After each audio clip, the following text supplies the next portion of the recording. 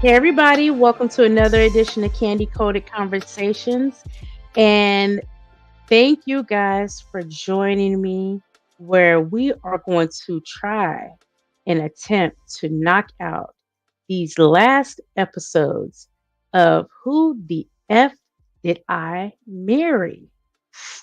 Yeah, I hadn't planned on starting it early like this, but it just so happens it all worked out, and we are going to make it through as many of these episodes as we can, you guys, so that we can find out what is happening with this lady, what was the end result of everything that she went through with this man.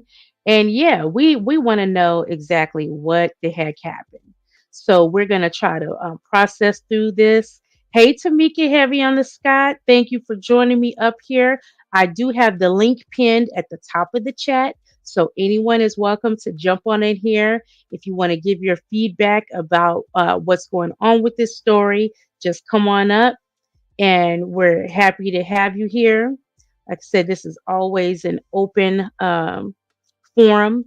I do want to ask if you are on your way in, please give a like, give the show a like. I appreciate that very much. Um, and hey, Sade. Hey, Tamika. Hey, Candy Coated Hey, Conversation. Candy. Big sis. Hey, chat. Hey, everybody. Let's say hello to Afro Rican Princess. I believe that's Pookie. Hey, Audra. Hey, Babs.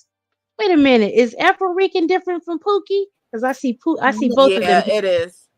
That's the Okay. same person. That's Oh, Eve. no. She's on Twitch. Okay. Because I am streaming to Twitch as well. Hey, Brittany.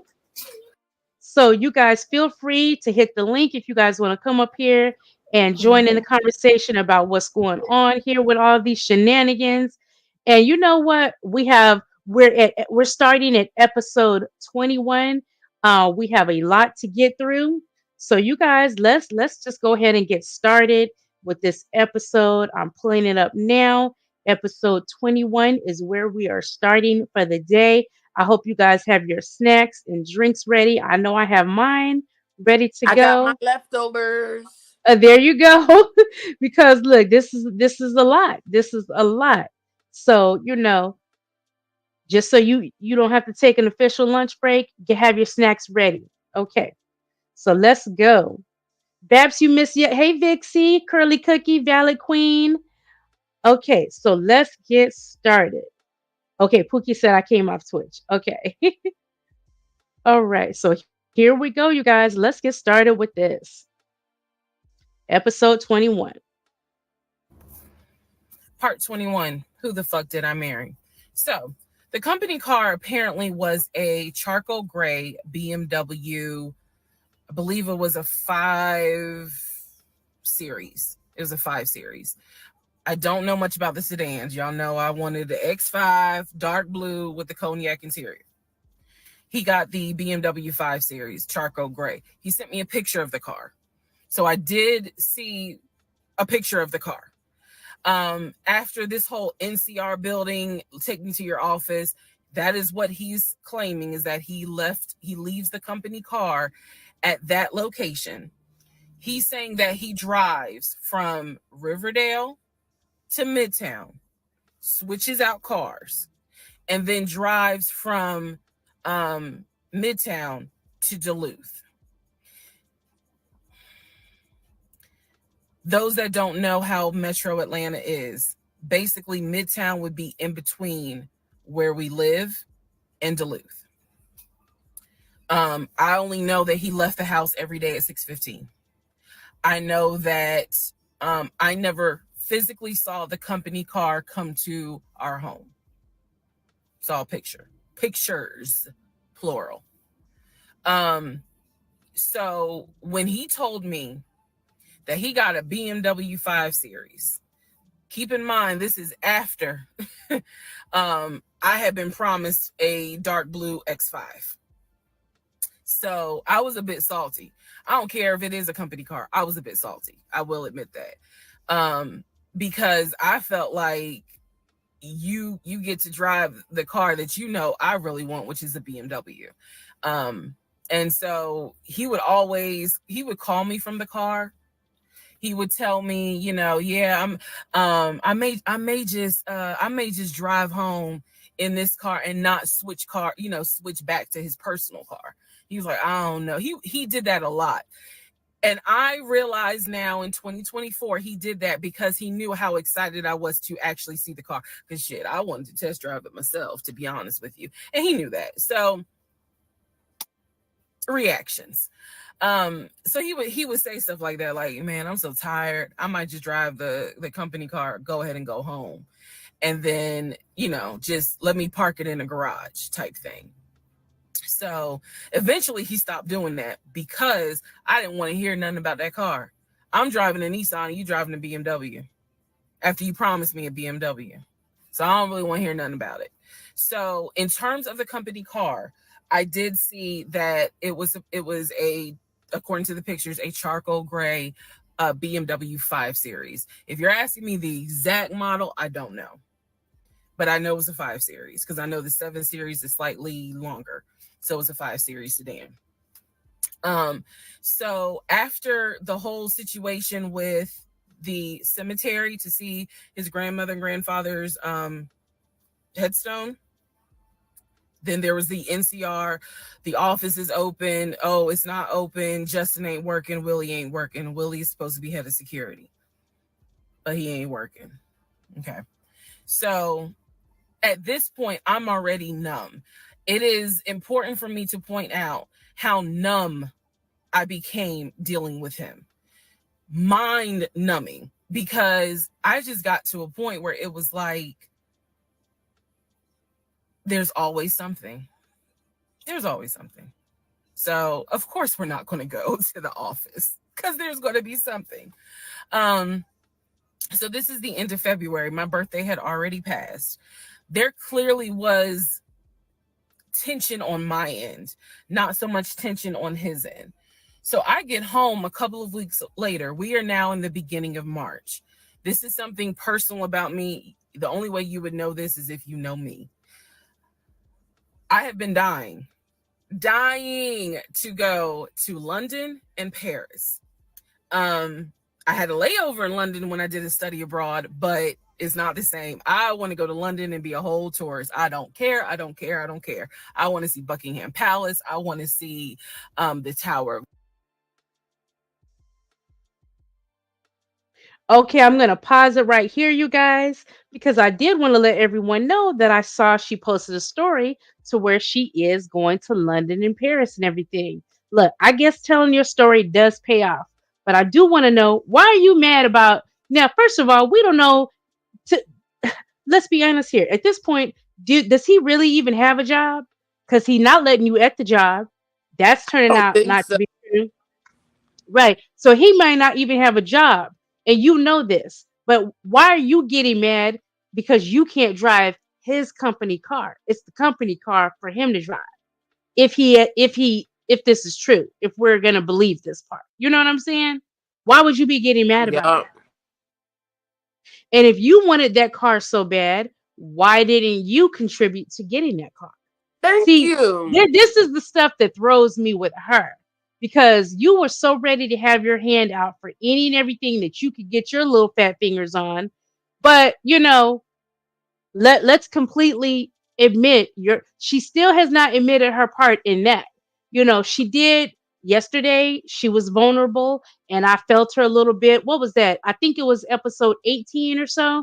But come on, you still are not fully admitting some of the part that you played in things. Hey, Coco. Hey, babe. What's Hey, up? And Coco. I will say again, Hey, this guys. lady sounds like Coco. I think Yes, Atlanta she is do. creeping Because into you. listen, so yesterday, well, last night I had re watched it, and I'm like, oh my gosh, she do sound like Coco. Yes. Her You voice sounds think like so? Coco. Yes. That is Especially not me. certain words. Y'all sound just alike. Yeah, maybe it's certain words where her voice sounds just like you. So when she was talking just now, I said, dang. I said, Coco thinks she sounds like Marilyn, but yeah, you've been in Atlanta long enough. You sounded like this lady right here. And this lady isn't even, I think she said she's from New Jersey. So I don't know how long she's been out in Atlanta. So, okay. You know what? It could be the northern part. Who knows? I don't know. I'm gonna Who listen to her knows? now. Okay. All right, let's get back to it. But I did want to let you Okay. guys know she is going to on her dream trip. Or London. I want to see Paris. I want to see the Palace of Versailles. You said This she is is something, going. if you know me, you Uh-huh. know she Okay. wants to see Paris. She wants to see London. So I get home from work. This is the beginning of March. I get home from work, and on the counter is a folder with like a little bow on it. And I'm like, oh, what is this? Is this like mail? Like, was this something that you got at work? He's like, nah, it's a surprise for you. I open up the folder. Inside the folder is like a trip itinerary. It is not an actual booked trip. It's like an itinerary. A trip for two to go from Atlanta to London. The trip should have happened, and it was the month on there was like July, so it was a summer trip. So he tells me, I'm gonna take you to London. He was like, I wanted to take you for your birthday, but certain things fell through. He was like, so this summer in July, we're going to go to London. He was like, I've already made a reservation for us to stay at the Savoy. Again, there are certain things that my brain just was like, remember that.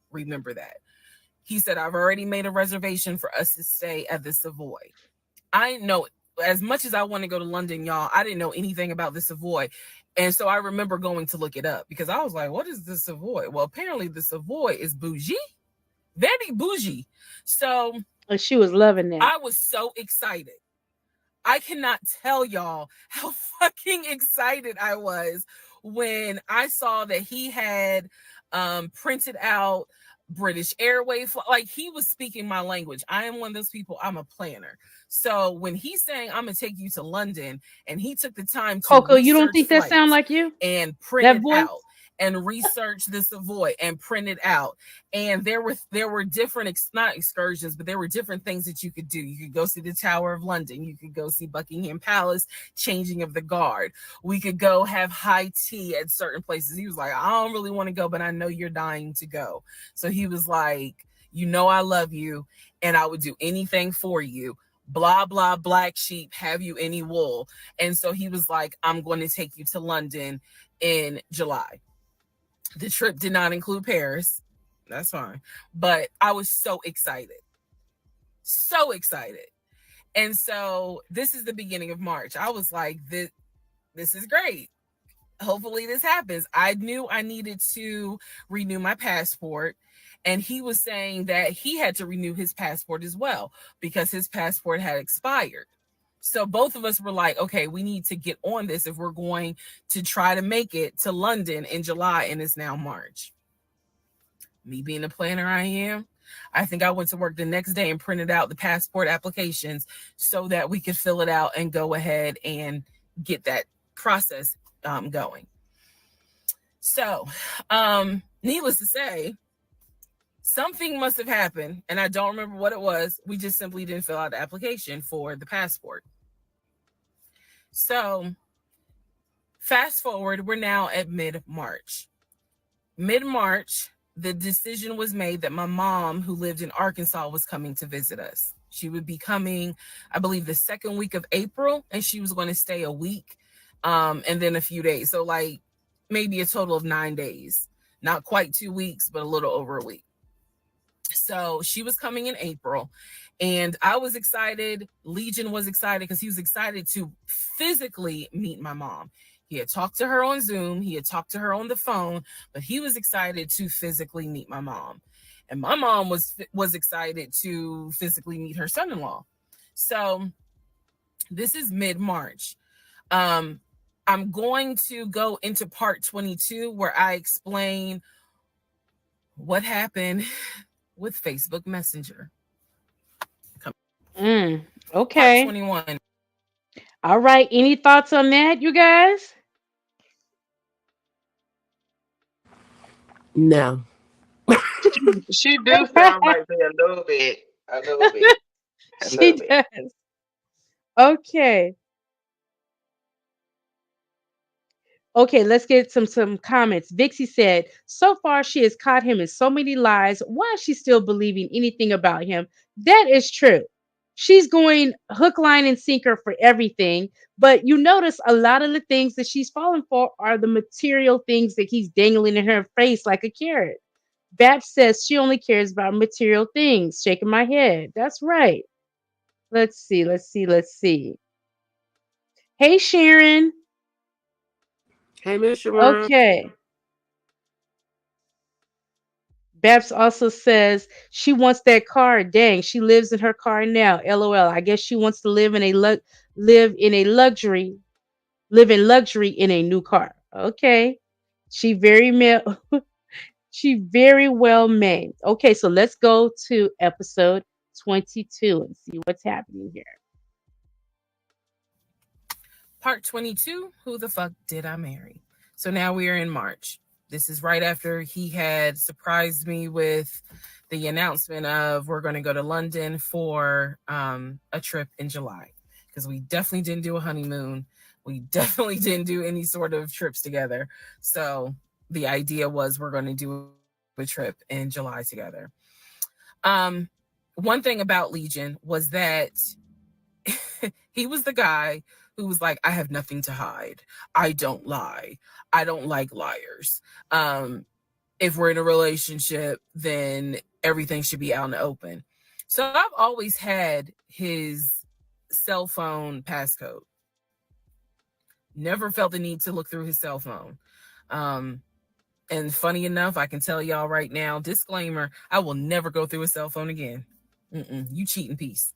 So anyway, so one day, this is mid-March, going like around March 20th. So we're heading in towards the end of the month. He was in the shower. Keep in mind, my mom is coming for a visit in April. So he was in the shower and he received a text message on his phone from a woman. The text message, because it was a preview. So the text message was something where if you didn't know the context of the text thread, you could either go left or you could go right with it. So me being just curious, I opened up the phone, put the passcode in, read the text, then read the thread. Come to find out, it was a text from his aunt. His aunt and his ex share the same name. That's why I say it could go left or it could go right. Text was from the aunt. So I looked at the text, went through the thread, nothing in there. So I went ahead, X'd out of the messages. I see that he has Facebook Messenger downloaded. And obviously it shows you the number of unread messages in the icon. So it showed that he had like 5 unread messages. So I clicked on it, just being nosy. And what do my wondering astigmatism eyes see? So in his Facebook Messenger is about 7 women. I can see their profile picture and I see their names. Some of them had a preview. The ones that he had not read, I could see the preview of the message. One in particular said, when are you going to come get this? Y'all know what I'm talking about. So I clicked on that one first. When you come to get this and I'm reading through the thread. And so she's saying, when are you going to come get this? But earlier in the thread or further back in the thread, he had asked her, when are you going to give me? Oh. And she said, when lockdown is over. So from what I could piece together, he had not yet physically gotten with her. But had there been no COVID, he would have smashed all day, every day. The other messages were innuendos, meaning the other messages from the other women were innuendos. They were not as graphic as the one between him and her. So I'm reading these messages, and what is interesting is that the person I am married to is not the person in these messages. Like, this man was on some nasty shit. And I say nasty not in a judgmental way, but in a, with me, he seemed to act as if I was damn near virginal white. And I clearly see evidence that you into some shit that with me, you acting like, nah, I ain't really into that. So I confronted him. I absolutely confronted him and was like, what the fuck is this? If 2 + 2 is 4 and 5 + 5 is 10, what the fuck is this? And so he did not, oh, that ain't what happened, blah, blah, blah. Instead, what he hit me with is, man, I was just playing around. Like, ain't nothing happened. I shouldn't have said all that, but I was just flirting. It ain't mean nothing. I don't even know that girl. I was just flirting. And so I'm like, is this what you into? And so he was like, no, it's not what I'm into. It was just stupid. It was stupid because I shouldn't have done it. So I'm going to be honest with y'all, because I've been honest all this time. What pissed me off the most was that here I am as a woman behaving, trying to do the right thing by him and this marriage. And you mean to tell me you out here offering your ding-a-ling to random chicks that you don't even know? I was more angry at the fact that I'm like, dude, do you know how much I have turned down in order to be faithful to your dumb ass? And I'm seeing that you basically are out here acting like you got Skittles taste the rainbow. I was hurt. I was angry. I thought about getting my lick back. I'm just being honest. I did. And he played it off like it ain't nothing serious. It ain't nothing serious. Don't overreact. Don't get emotional. It was Okay. How would y'all have reacted? How would y'all have reacted if your man said, "Oh, I'm just playing"? Oh, you playing like that because she You coming ain't like playing. he Ain't no asking. man gonna play like that. Right. Because she coming off like he asking for some nasty stuff. That's why I say he probably in that lady inbox asking for some anal and every damn thing else. Let me say Right. hi to Stick a to couple people that came in. Hey, Crystal. Hey, Cat Eyes. Hey, Deja. Heidi B. Eva. Let's see. Who else we missing? Curly Cookie. Yes. He in there asking for all kind of nasty stuff in the DMs.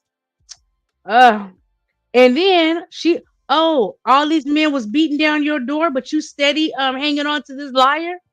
That's basically right. You up there doing I audio don't believe voice that. I don't recordings. believe that. I don't believe that. I don't believe that either because she was desperate.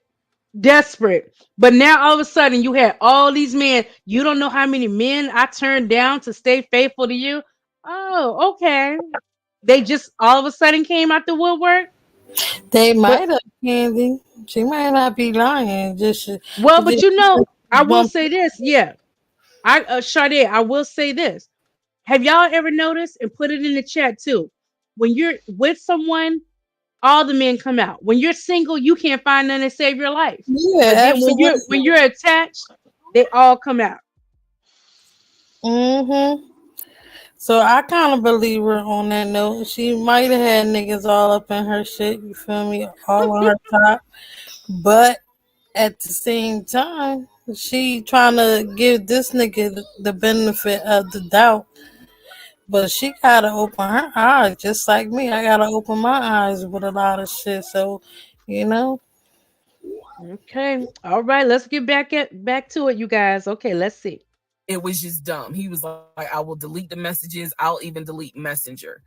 And I told him, I was like, that's really not good enough because that's not going to fix the root of the issue. So this is where I introduced that we need to do marriage counseling. He didn't have any issue doing marriage counseling. We did not do premarital counseling, but he was like, that's fine. He was like, I don't have no problem doing marriage counseling because if anything, it can help us. So I thought that, okay, he may not have physically cheated from what I could see on the messenger. He may not have physically cheated, but he damn sure got caught, doing a little something, because they had exchanged pictures. So y'all know what pictures he sent. And I was disappointed because I don't like men that send those type of pictures. But anyway, that's another issue. So we agreed that we would start marriage counseling. We also agreed that we would put on a united front when my mom got there. In other words, we were not going to argue. We, let's just act like everything is fine. But at that point, when my mother arrived in April, I could not stand him. I did not want to be, but we couldn't, he moved back into our bedroom because he had moved into the guest bedroom when I saw the messages. Like 3 days before she came, he moved back into the bedroom because obviously she needed to sleep somewhere. So I really could not stand him. And it was because I was busy second guessing myself, like, damn, what's wrong with me? Like, if that's what you into and I'm supposed to be your wife, like, let's have conversations. Like, shit, I went to FAMU. I understand some stuff, buddy. So it just was one of those things where it made me second guess, like, what's wrong with me? What did I do wrong? What is it that she got that I don't? Because you all out here willy-nilly, messaging her all hours of the night, because the thread went back quite a few weeks. I saw it in March. There were messages from December, November. So again, I'm just second guessing. So before you even married, self-esteem, he was already doing this. So no, I did not want to be around him. I did not want. I didn't like him. Period. I did not like him. I left and I would just go for a drive because driving clears my mind. I called my aunt, told her what happened. I don't recommend that. I don't recommend calling family to tell them what's going on in your marriage. But I called my aunt, and my aunt lovingly was like, what do you want me to say? You married him. He ain't your boyfriend. Y'all can't just break up. That's the hard part about marriage, is like, I mean, yeah, I guess you could leave him, but at the same time, you married him. So, honey, you're going to have to go back home. And y'all are going to have to figure this out. She was like, I can't give you advice on what you should do.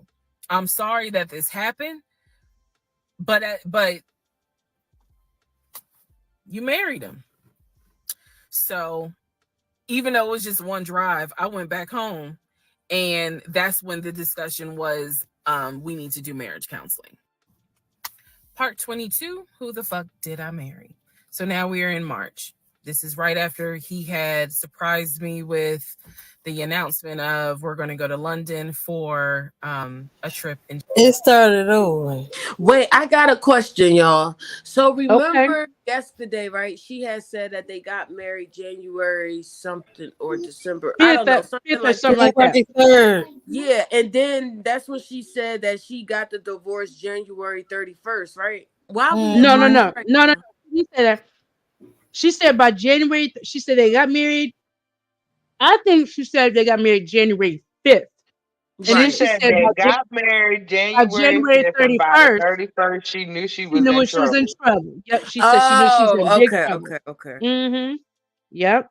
Oh yeah, that's right, because they was married for 6 months. Okay. Mm-hmm. Okay, so let's go to. We're going to episode 23, y'all. Part 21. Who the fuck did I marry? 21. Hold on.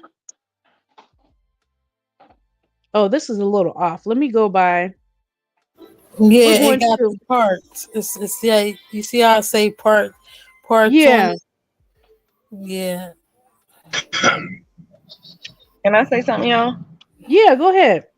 Really quick before you start the second episode. My real life episodes is more juicier than this. The reason why I listened to this thing is because I was in a relationship with a guy. I knew he was married. And some of the things that she's saying was some of the exact things that he was saying. And he felt like as long as he provided for the house and did what he was supposed to do as financial wise, that he was entitled. Classic narcissist. Felt like he was entitled to do whatever he wanted to do. So I was the one that didn't try to press anything, didn't try to do anything extra. I just sat in the cut. But he wanted to bring me into the forefront. And then when I didn't want to be, then he tried to twist it and make it seem like, I got more feelings in this than you. But he would always go back to, you know what?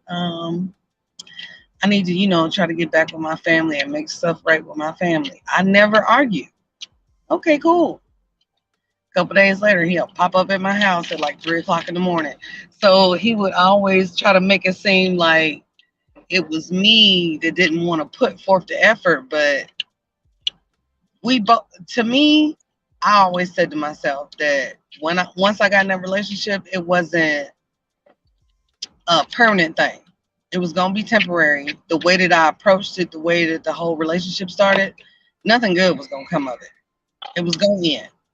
But they kept trying to extend it and making it seem like it was my fault. And then telling me, Who is they? Who is they? Who is they? The person that I was dating. Oh, him, the guy, the married man. Okay. Yeah. He tried to make it seem like, I was the one that pushed him away because I didn't express as much desire as he did. And I'm like, you doing stupid shit. Like, I remember one time, this is real talk. He got up out his bed at like 1:00 in the morning. Came to where I was staying at the time I was staying with my dad and his roommate. He popped up at my house at like 2:00 in the morning. I just had to see you. Okay, yeah, that's nice, but why you doing stuff to cause issues at home? Oh, you don't appreciate the fact that I risk getting in trouble to come and see you? Wait a minute. This is not you know what I'm saying? People like so that. This sound like what were you in a relationship? I mean, granted, you say you knew he was married, so you entered this knowing that he was married, but you were just kind of, for you, it was just casual, and he tried to make it more. Yes, and when I would not reciprocate, the more he was like, "Oh, you don't really care about me. Oh, you just somebody that just want to I'm like, no, but I know that somebody else plays the most important position. And then when you risk doing stupid shit to come and see me, I'm gonna look at you like you stupid because, like, I didn't ask you for that. I expected you to play one part. I played my part, but you didn't. And then when you didn't, you making me the bad guy for not being all extra. That was I've talked about him many times. That was the last relationship that I left before I came back to Charlotte from Georgia. But when I hear this lady's story, it sounds like him. He used to tell me all the time, like, when we was just friends, we was just co-workers. I met him through work. I thought he was such a good guy. I really did. That's why I had respect for him. I kind of admired him at first until he friend requested me on Facebook. And I was like, Well, we're gonna have to have a whole show on this. We're gonna have to have a whole show on these type of relationships and how they can come about, especially when you know straight up. So, okay, we're gonna get back to this, but we're gonna have to get into that too. Okay, here we go. We're on. Okay, here we go. Who the fuck did I marry? So we agreed to do marriage counseling. I had found a pastor and his wife who agreed to do our counseling. Basically, our counseling was going to be on Zoom, and it was going to be every other week, every other Tuesday. Initially, Legion was participating in it. His body language seemed to be that he was open and receptive to the marriage counseling. Now, the pastor and his wife were deeply concerned at the fact that we had only been married 3 months and we were already dealing with some form of infidelity. We were in marriage counseling, and as the pastor would put it, there seems to not be any sort of intimacy. they were concerned. Rightfully so. I think any person would be if they knew what was going on within those 3 months. So, the pastor and his wife, it is fair to note, we started counseling with them in the spring. We continued counseling with them up until a week before I found out what I found out, and he got kicked out. So, one of the first things that the pastor kind of talked to us about was, are you what was the deal with the Facebook Messenger stuff? And Legion was like, it was stupid. I shouldn't have done it. It really was just attention, and I got carried away. He felt like he was not going to, he kept saying, I'm not going to keep apologizing. I'm not going to keep getting persecuted. After I told you, I'm sorry, I told you I wouldn't do it again, and I want us to move forward. You're either going to forgive me or you're not. Pastor and his wife were like, wow, the audacity is real on this one. So, needless to say, we started moving slowly forward. It was always in the back of my mind, just like it was in the back of my mind with that black Dodge Charger. It was one of those things where, okay, I see how you kind of are moving and operating. He came to me a few days after we started our first counseling session, and he was like, we should get a joint bank account. What he wanted to do was to each one of us have our own account, and to get a joint account for our money to go in there for joint expenses. Now, up until this point, he had been paying the rent, the utilities, and I really was just paying for my stuff. So now he's suggesting, look, we're married now, let's go ahead and get a joint account. I wasn't necessarily against it because I knew that I would still have my own account. I would still have my own savings. So what I countered with was, okay, let's take a look and see what we're working with. Show me your checking. Let's look at each other's accounts. Look at what we have currently. He was cool with that. So he shows me his checking account. His checking account available balance was just over $9,600. Mine was just over $1,500. So there was a huge disparity in the amounts. And so he logged in on the phone and turned it towards me, and I could see available checking, available balance, just over $9,600. I logged into my savings. I showed him how much I had in savings. He picked up his phone, logged into his Chase savings, turned the phone towards me. In the Chase savings, it was roughly about $15,000.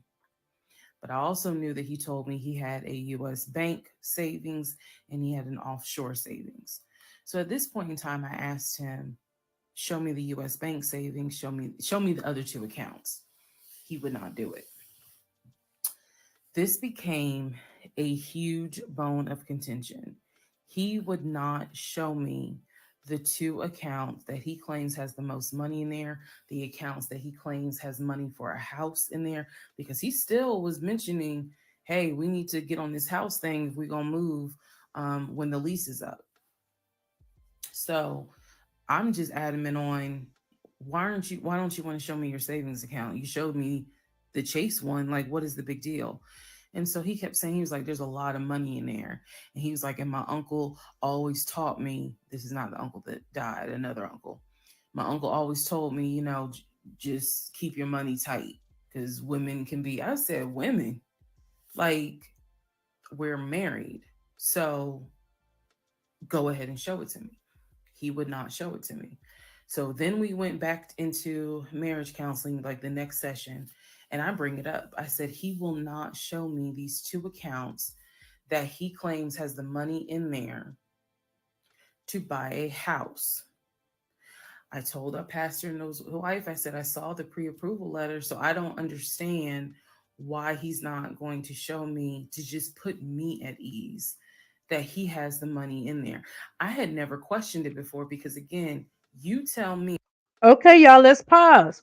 Now, does she have the right to be asking to see everything when he didn't already showed you that Chase account and he got way more money than you?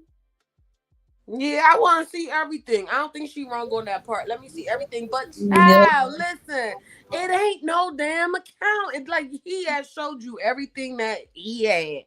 He ain't had no account that you fishing to look for. Right? Like, what is you still trying to see? What are you still trying to see? Now, let me get this. I want to remind y'all of this. Hold on, let me find it. Man, who sent me that yesterday? Who sent me this yesterday? I'm trying to find something, y'all. It was so funny because I want to remind y'all of that daggone of that chase. Here we go. Here we go. Look at the screen. Now this what he was working with. Still trying to get that house. And that's what you're gonna settle for. I'm gonna stick beside him. Now there's their pre-approval. Okay, so y'all feel like let me check the chat real quick. Y'all okay, Voracious One said I want to see everything. And also let me take a moment to say I'm so glad you're feeling better, Voracious One. Voracious One had a procedure yesterday and she's out and joining us again while she's recouping. Yay. So I'm glad to be here for you while you recouping, okay? Yeah. Okay.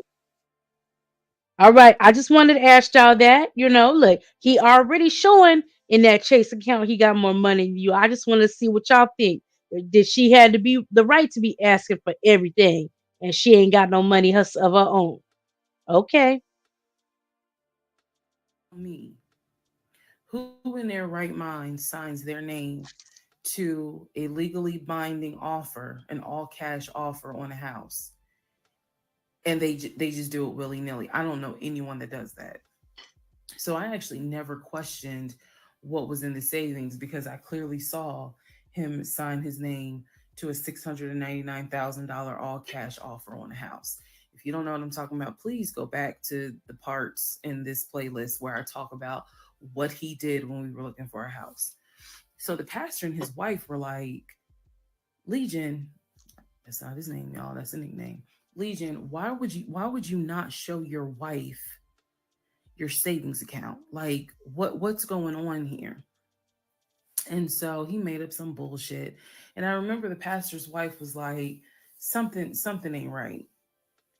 And so at this point, Legion kind of shuts down. He's just like, look, y'all are not going to tell me when and where I open up my accounts to show anybody the money I earned. I earned that money.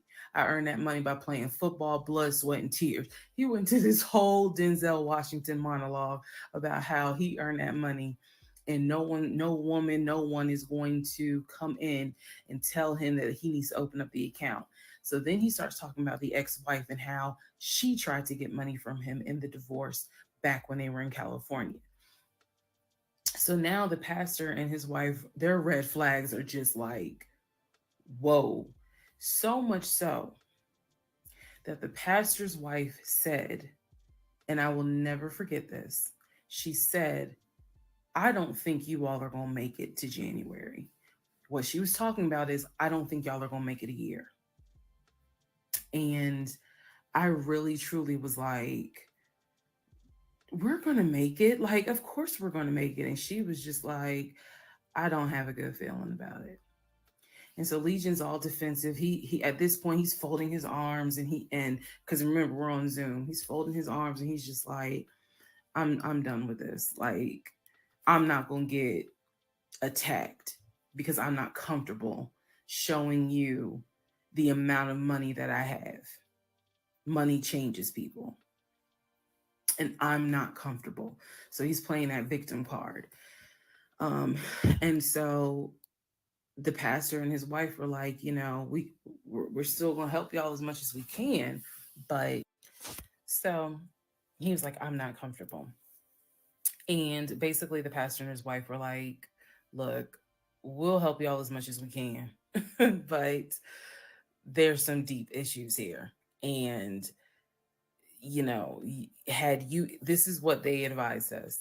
Had the two of you came to us for premarital counseling, we would have told you do not get married. Y'all should not even be together. That is what the pastor and his wife told us in marriage counseling. If you two had come to us for premarital counseling, we would have told you y'all should not even be together, let alone get married. But here we are. So we will help you guys as much as we can. But the pastor's wife was like, I don't have a good feeling that y'all are going to make it a year. Part 23. Who the fuck did I marry? So what would y'all say if the pastor would have told you and your mate that? Would y'all be defensive? That's what I was just about to say. People get defensive when you try to tell them, oh, you guys aren't going to work, or he's not good for you, or you're not good for him. They get defensive. So even if the pastor told them that, she would have still married him. Yeah. Hey, Janelle. Hey, Janelle. She would have still married that man because she wanted to be married. That's really, that was, she told us yesterday and admitted it. That's what fueled this whole thing. You know, but besides her being materialistic, which she's not really admitting to, but the fact that she's never been married and she wanted to be married, period. She didn't care what that man was doing. She wanted a husband. So, yeah. Okay, you guys, part 24. Part 24, who the fuck did I marry? So, remember, we're in April. We're now moving towards the end of April. And he still did not show me his savings account. Saw the checking, saw the Chase savings. So, he decides that we should start looking for a house again. Because my lease was up in August, and I made it very clear that when the lease is up, I am moving. I wanted to move to Cobb County. So he was like, we need to get the ball rolling. I didn't want any parts of it. Didn't want any parts of it. He found a realtor. This time it was a woman. And I believe her name was Amber. I think her name was Amber. So he found a realtor and he told her what the budget was. Amber started finding houses. So please understand, or you don't really have to understand, but I believed he was a sane, rational human being. Sane enough that you would not sign an offer on a home if you didn't have the money. That's what I believed. So when we started working with Amber, I believe, showed us 3 or 4 houses. It was not nearly as many. I'm so tired of them trying to get in the house. If y'all don't sit put. Child, and these realtors. One of the houses. Well, you notice they had to get a whole new one. Them other ones didn't caught on. Janelle said, I lost count of houses. Me I really wanted to put in an offer. I don't know how old she is, Babs. To post it on the screen, the house. Love that house. It was just absolutely beautiful. And once again, he wanted to put in an all cash offer on the house. But before he could put in he had told Amber, I want to put in an all cash offer. And what Amber, the woman, was smart enough to say is, okay, let's just go ahead and take it one step at a time. Let's go ahead and get your pre-approval stuff together. She said, I work with a great lender who, if you're not already pre-approved, he don't need to have a new pre-approval after all this time. And then if you want to do an all cash offer, then we'll go ahead and get the proof of funds together, so that way we can submit it all with your offer. Jesus. Y'all already know what happened, because you remember what happened on the last house with Scott. Basically, Legion was like, well, I can get you whatever you need. That's fine. But I really don't want to submit proof of funds unless they accept the offer. Amber, and I don't know where she is. I don't even know if she'll ever see this video. Anyway, let me keep going and I'll explain why that woman has a special place in my heart. So Amber was like, I totally understand, but this is how we're going to do it. I'm going to need that paperwork, okay? And we'll submit it with your offer. She just simply was like, yeah, this is how we're going to do it. And so he did not submit the paperwork when she had asked him to.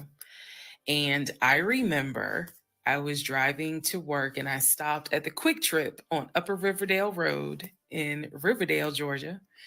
And Amber had called me. It was in the morning. She had called me.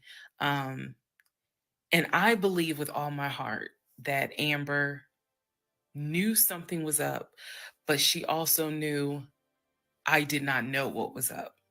So she called me and she was like, I just don't understand. Like, if he has the paperwork, like, you can submit the paperwork. But the issue was the Chase paperwork that I had was from a year prior. So my understanding was that it pretty much was no good at this point. So she said, all he has to do is just email it to me or take a picture of. She's like, I just need to know that he's able to back up his offer. And I said, I totally get it. And she was explaining some stuff to me. She was like, he needs to do X, Y, and Z. And so I said to her, I remember I said, I don't know what's going on. Exactly, Pookie. I said, I'm going to get down to the bottom of it, but I don't know what's going on. And so let's put a pause. She never knew what was going on. Let's put a pause on looking at houses. Let's put a pause on getting his pre-approval letter because I'm not sure what's going on. And she got quiet and she said, okay. I said, and I know this sounds weird. And she said, no. She said, that is actually very smart. She said, do your research. And if I can be of assistance, call me. She said, whether you buy a house with him or you buy a house on your own, I will be more than happy to represent you. I don't know where Amber is today, but that one sentence, I felt like just woman to woman, she was basically telling me something ain't right. Baby, something ain't right. And now you need to open your eyes. I'll be more than happy to work with you. If y'all get your shit together, I'll work with both of you. But whether you buy a house or not, do your research and then let me know what I can do. That was our conversation at the Quick Trip on Upper Riverdale Road. So I got off the phone. That was the last time that we worked with any sort of realtor. That was the last time that we looked at any sort of house. And I don't remember exactly what happened after that, meaning that day. I do know that when I went home, I simply told him, I don't want to look at a house right now. I said, I think it's okay if we rent. We'll just find a house in Cobb County and just rent for a year. And let's build, save some more money. Let's just, let's not worry about buying a house right now. Avoid and it. Basically what I was trying to do was save face, because that was the first time with Amber that I actually was embarrassed at the fact that he and I, because I felt like I was complicit in the fact that I'm going to look at houses with him. I felt like we are wasting these people's time. I did not mean to waste your time. I clearly see my time as being wasted, but that doesn't mean I need to waste your time. And I felt embarrassed at the fact that we wasted her time coming across as serious buyers. When time came to put up or shut up, nothing was put up. And I knew nothing. I had nothing to add to add to this, because we're talking about a $650,000 house, and I'm I don't make that. I don't make anywhere near that. So it just became one of those situations where I was trying to save face. I was trying to save face with my husband, and I was trying to save face with Amber. And so I did say to him, let's just rent for another year, and then let's see at that time where we are, if we should go ahead and buy. So now is when shit is about to get real. Oh, okay. Who the fuck? Child, shit got real when your tire blew out. When your tire blew out. And why are you just with all these houses that have fell through that you guys have not been able to get, you're just now getting embarrassed? You was looking at him with the other houses too. Why are you just now getting embarrassed? Yes, and not only that, when you go through Hey Shanti, hey Joni, you have to show your assets even before you get the pre-approval letter. Like, that's part of the process. You got to show your assets. You have to show like your accounts and stuff like that. So what is she talking about? This the part that I'm like, what are you talking about?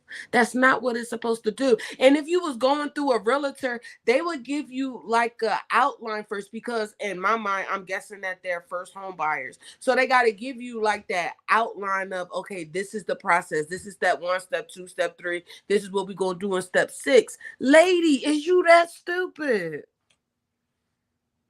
Yep. To be wanting a home that bad, you never looked into the process at all and knew what was supposed to be what. I don't know. She sounds very crazy herself.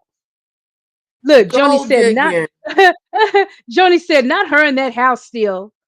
Yes, Joni. She's still trying to get in this house. She's still trying to get a house, y'all. Oh my God. Okay. So we halfway there, you guys. Let's get to episode 25. Part 25, who the fuck did I marry? So we weren't looking at houses anymore. We were not working with a realtor anymore. The end of April, I had decided that I wanted to look for another job. I did. The reason I wanted to look for another job is petty. Yeah, it is. I wanted to look for another job because I was pissed off at the fact that I had basically was dependent on him to help with the car note. So I wanted to look for another job where I could afford life all by myself, including that car note, basically where I would make more money. I told him that I was going to start looking for another job. He laughed. And his exact words were, "You're not going to leave Georgia State Patrol." He was like, "I swear you love them niggas more than you love me." He laughed. Wow. So that fueled me even more. So I was hitting the pavement hard trying to find another job. I was applying to all kinds of places.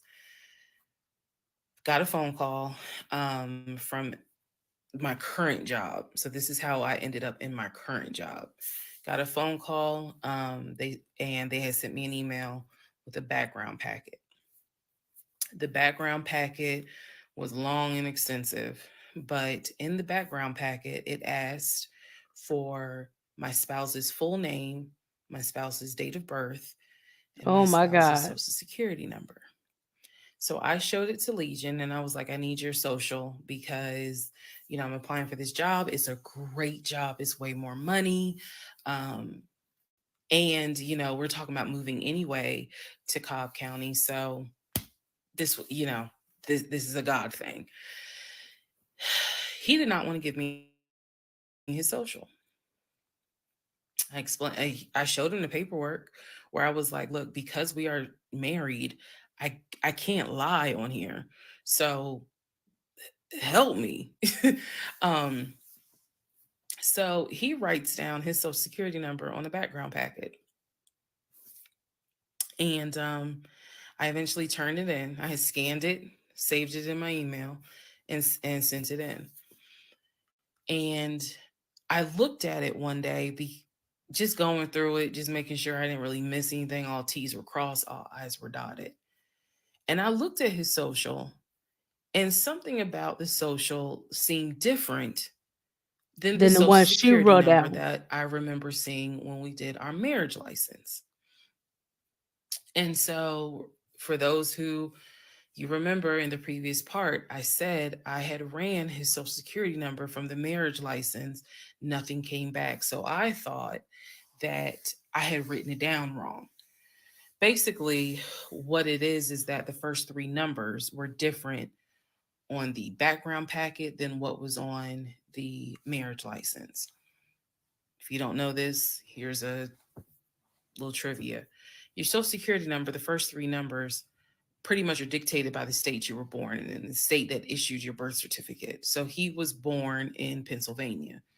So the first three numbers of his Social Security number should be attributed to Pennsylvania.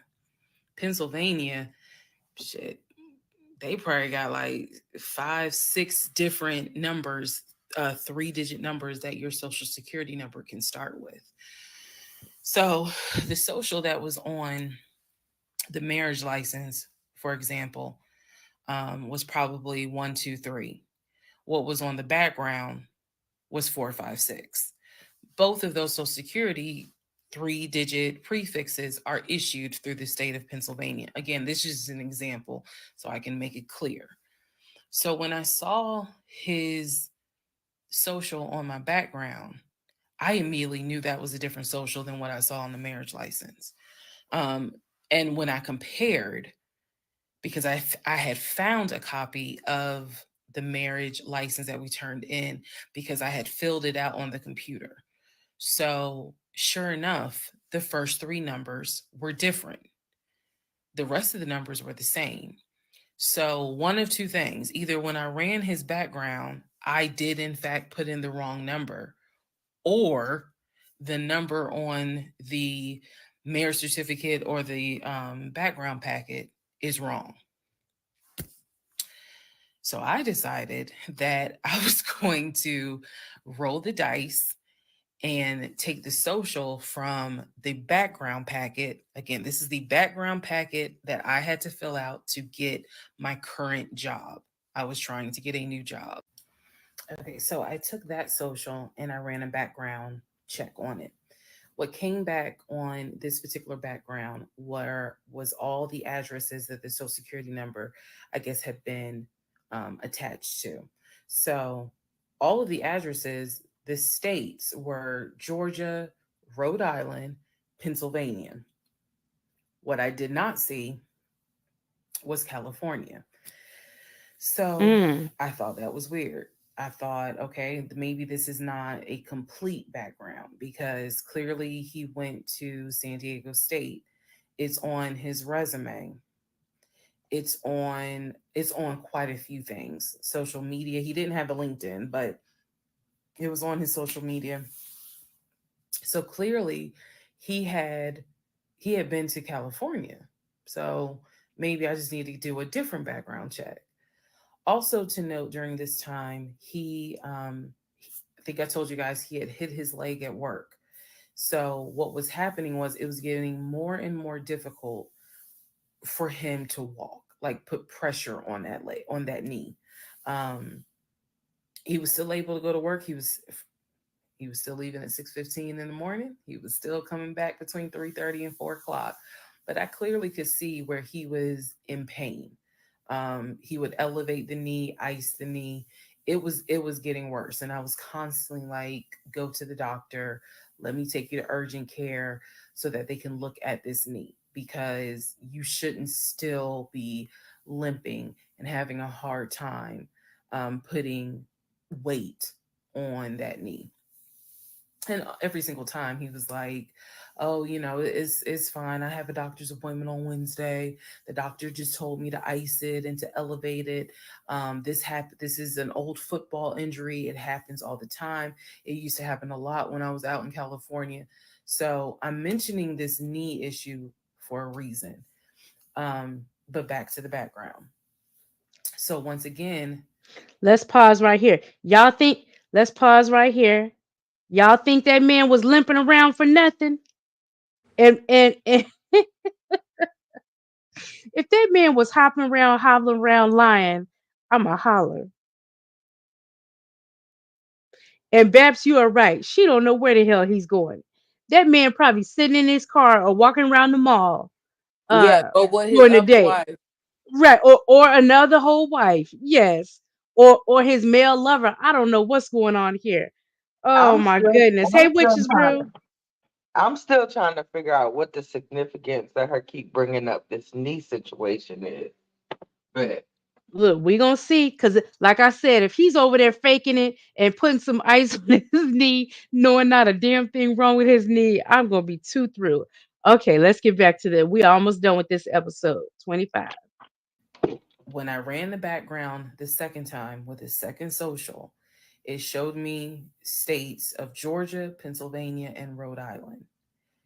And that's all that I saw in terms of addresses. I didn't see anything for California.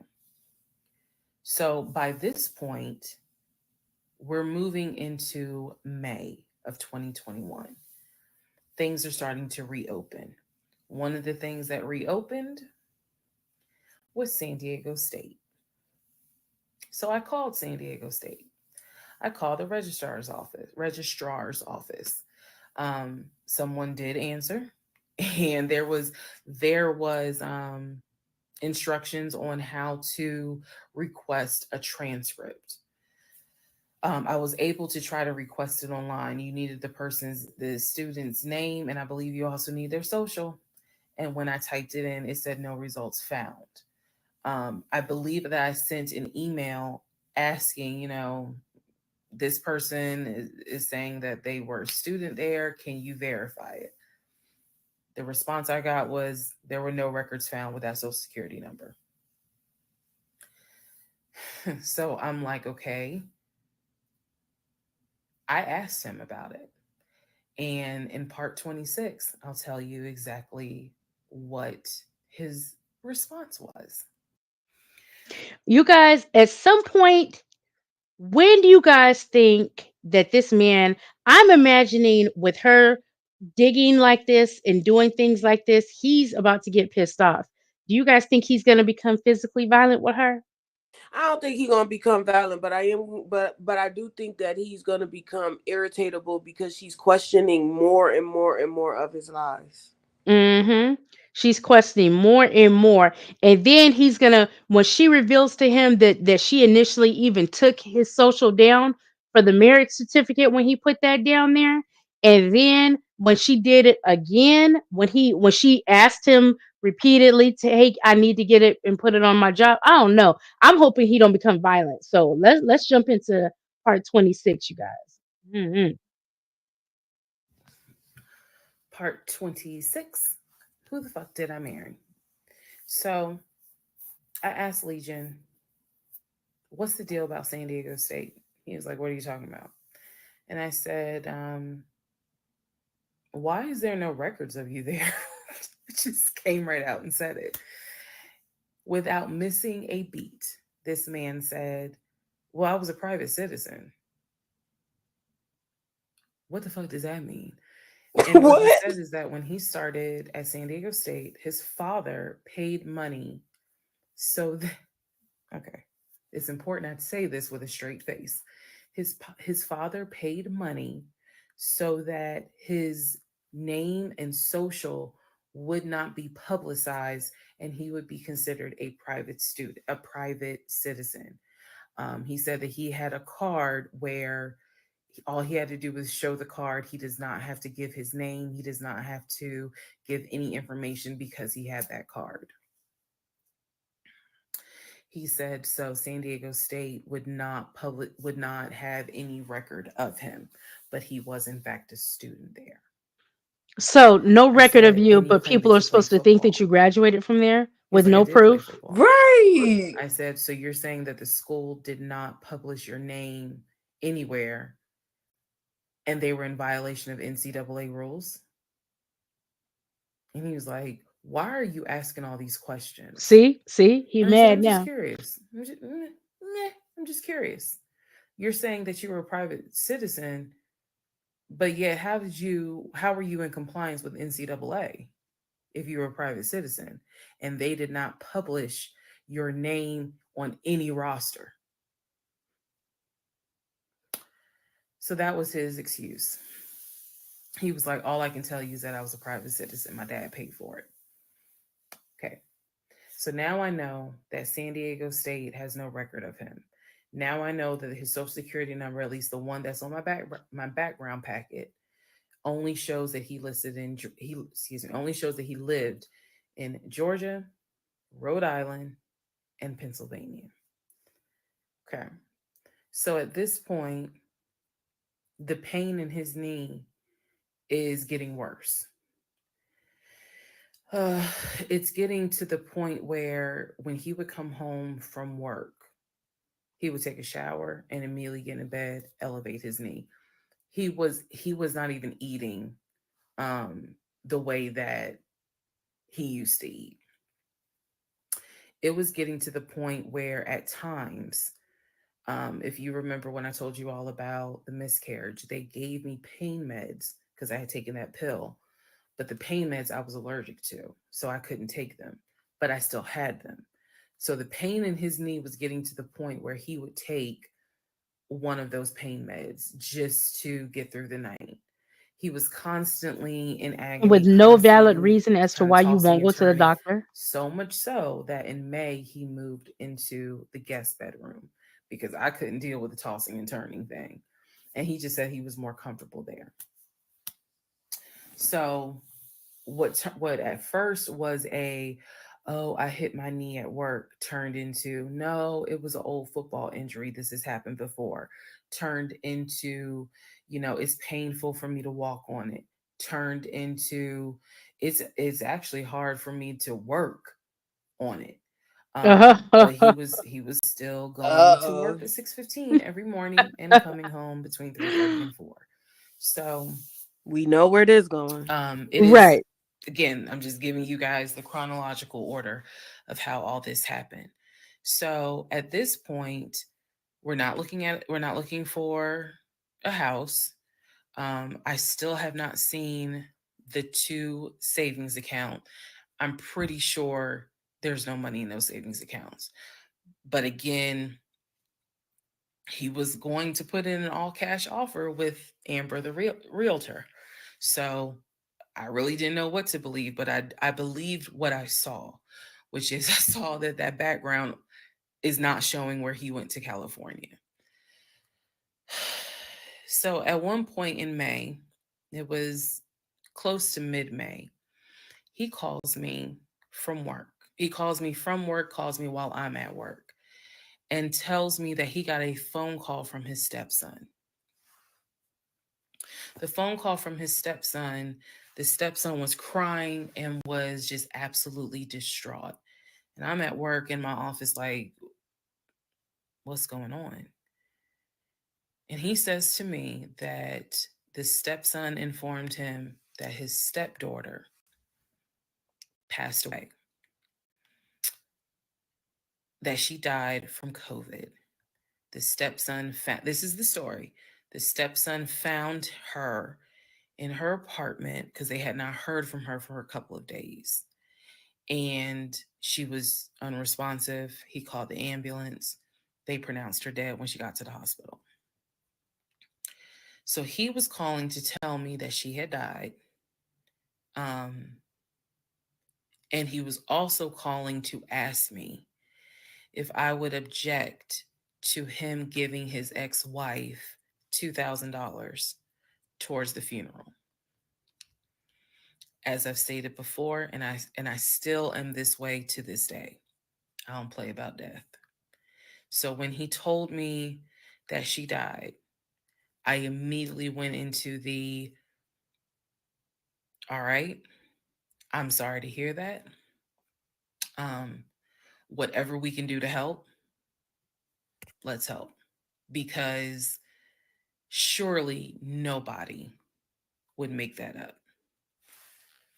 So he was like, are you okay with that? He was like, we're married, and the agreement was that anything over $500 would be a discussion. So 2,000 definitely. And I said, yeah. I said, that's totally fine. I'm fine with that. He was upset because, again, he was close with the kids. And my heart went out to his ex-wife. It did, because I can't even imagine. I cannot even imagine. So part 26. Okay.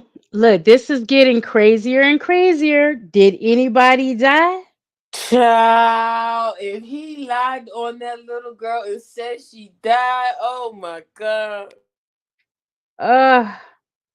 Did anybody even die?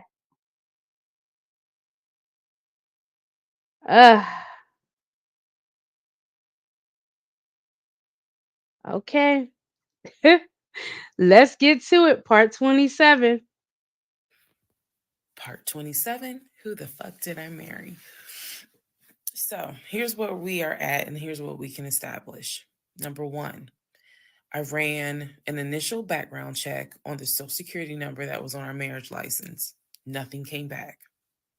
I subsequently applied for another job. In that job, I had to fill out a background packet. The background packet asked for my spouse's name, date of birth, and his Social Security number.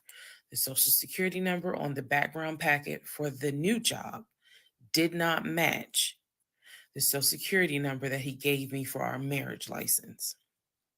If you are confused, I believe it's in part 25 or part 26 that I explain that. So we can establish that I then ran a background check on the new Social Security number that was on my background packet. It came back with states that the Social Security number apparently had lived in. Those states were Georgia, Pennsylvania, Rhode Island. Okay. I decided, this is now around May 20th, I decided to do another background check. And I paid to do another background check. This time, I did it with a different company. And not only did it give me the addresses, not only did it give me the states, it gave me addresses, and it Wait, also Candy, are gave we me repeating this names one? of Or people she? who were like No, she's associated going more with into depth about it. Legion Oh, and that okay. address. One of those names was his ex-wife.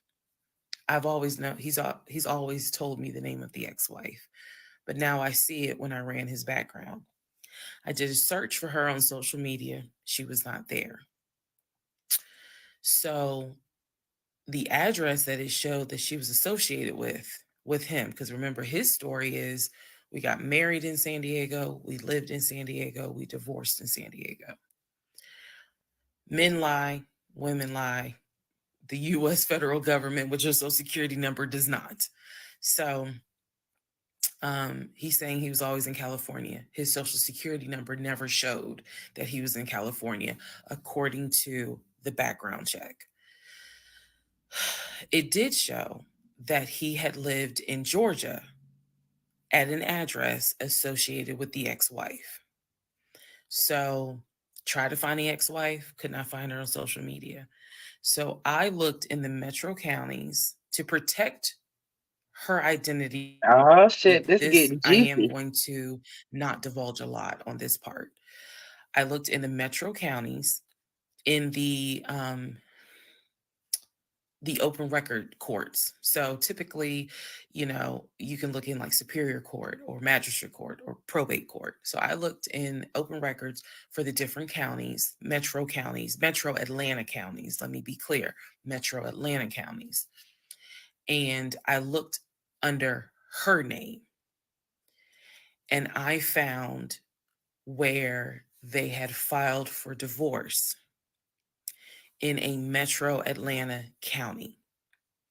So when he said that he filed for divorce in San Diego and that he was married in San Diego, I was able to find, no, according to the state of Georgia, you were married here. You were divorced here. So I looked under her name, found a record for divorce, and it did show his name. So now I clearly see on my computer that there is a Metro Atlanta County Court that has a divorce record in the state of Georgia between him and his ex-wife. So I did what any rational person would do, because this is still kind of COVID time. Well, not really. It had nothing to do with COVID. Let me take that back. Because of the parameters of the court, you can only do the open records request in person. I did what anybody would do. I told my boss I had to go. I grabbed my purse, grabbed my keys, and I drove to the court to do the open records request in person. The open records request was for the divorce documents. Go back in the story. Oh my God, in the is he series, still and married? remember, I did a background on the ex-wife. I told you all exactly what was told to me. He met her in California. He married her in California. He divorced her in California because she cheated on him. He filed for divorce. She tried to get spousal support. It was going to be a little ugly. He was helping her with the kids. That was the story that was told to me. So went to the court, filled out the paperwork, got the open records request for the divorce decree, for the divorce records. First thing I see, he didn't file, she did. Second thing I see, they didn't make it more than 6 months. I see the date of marriage. I see the date of dissolution, 6 months. Same as her. Third thing I see, he was served in Metro Atlanta, which means that at the time of the divorce, he was living in Metro Atlanta. California was never mentioned. Fourth thing I see, he filed what is called a pauper affidavit. If you don't know what that is, I'm going to do my best to explain it real quick. Basically, he filed an affidavit with the court saying that he is so poor, he could not afford the fees to pay for a divorce. He couldn't afford a filing fee. He couldn't afford a service fee. That is what a pauper affidavit is for. All of this is in the divorce documents. I need a pause because she said it was irreconcilable. Okay. All right. We're taking a quick pause. So basically, he filed something with the court saying, you know how they'll charge you got to pay to get divorced and things like that. So he filed, I guess what she's saying is called a pauper affidavit, which is basically stating that, hey, I need this divorce, but I don't have any money to contribute to the dissolution of this divorce. Well, damn. So, yeah. Okay. Cassandra said it's the inability to pay court costs. Nope. Beth said she needs a drink. Joni said she's full of ish. Valid Queen is over here laughing. Valid Queen also said, so was this the point where she asked herself, who the F did I marry? Okay, we ready, you guys? Let's jump back in. Yep, I'm ready. The difference is she was not requesting any money whatsoever. And both of them had signed a pauper affidavit. He was served in Georgia at his previous employment. According to the divorce documents, he was served at like a grocery store. What the fuck? That is what was listed as his employer. His ass was over there bagging groceries or being a checker, not no damn regional sales manager. Oh my goodness. Because remember, when they initially met, he was supposed to be a regional sales manager. And then he got promoted during their time together to vice president. Oh my goodness. Okay, here we go. And it had a date of when he was served. So I see all of this in one day. I also see where on the divorce documents, she listed her name, her address, and her phone number. Oh, shit. So I did what any rational person would do. I wrote down the phone number. There was a 50-50 chance that the number was already disconnected. She could be like me. I'm one of those people. Honey, you can sneeze at a 27-degree angle. I will change my number so quick, you ain't even know what hit you. You can talk to me at 5 o'clock, and at 5:05, my number has been changed. So she could have been like me, and the number is not even active. Or she could be like some people I know who have kept their numbers since kindergarten. Either way, I wrote the number down. I left the court, and I immediately went back to work. And the same friend who helped me when I had my miscarriage, I told her, I was like, I got this phone number. This is the ex-wife. She was like, girl, you better call.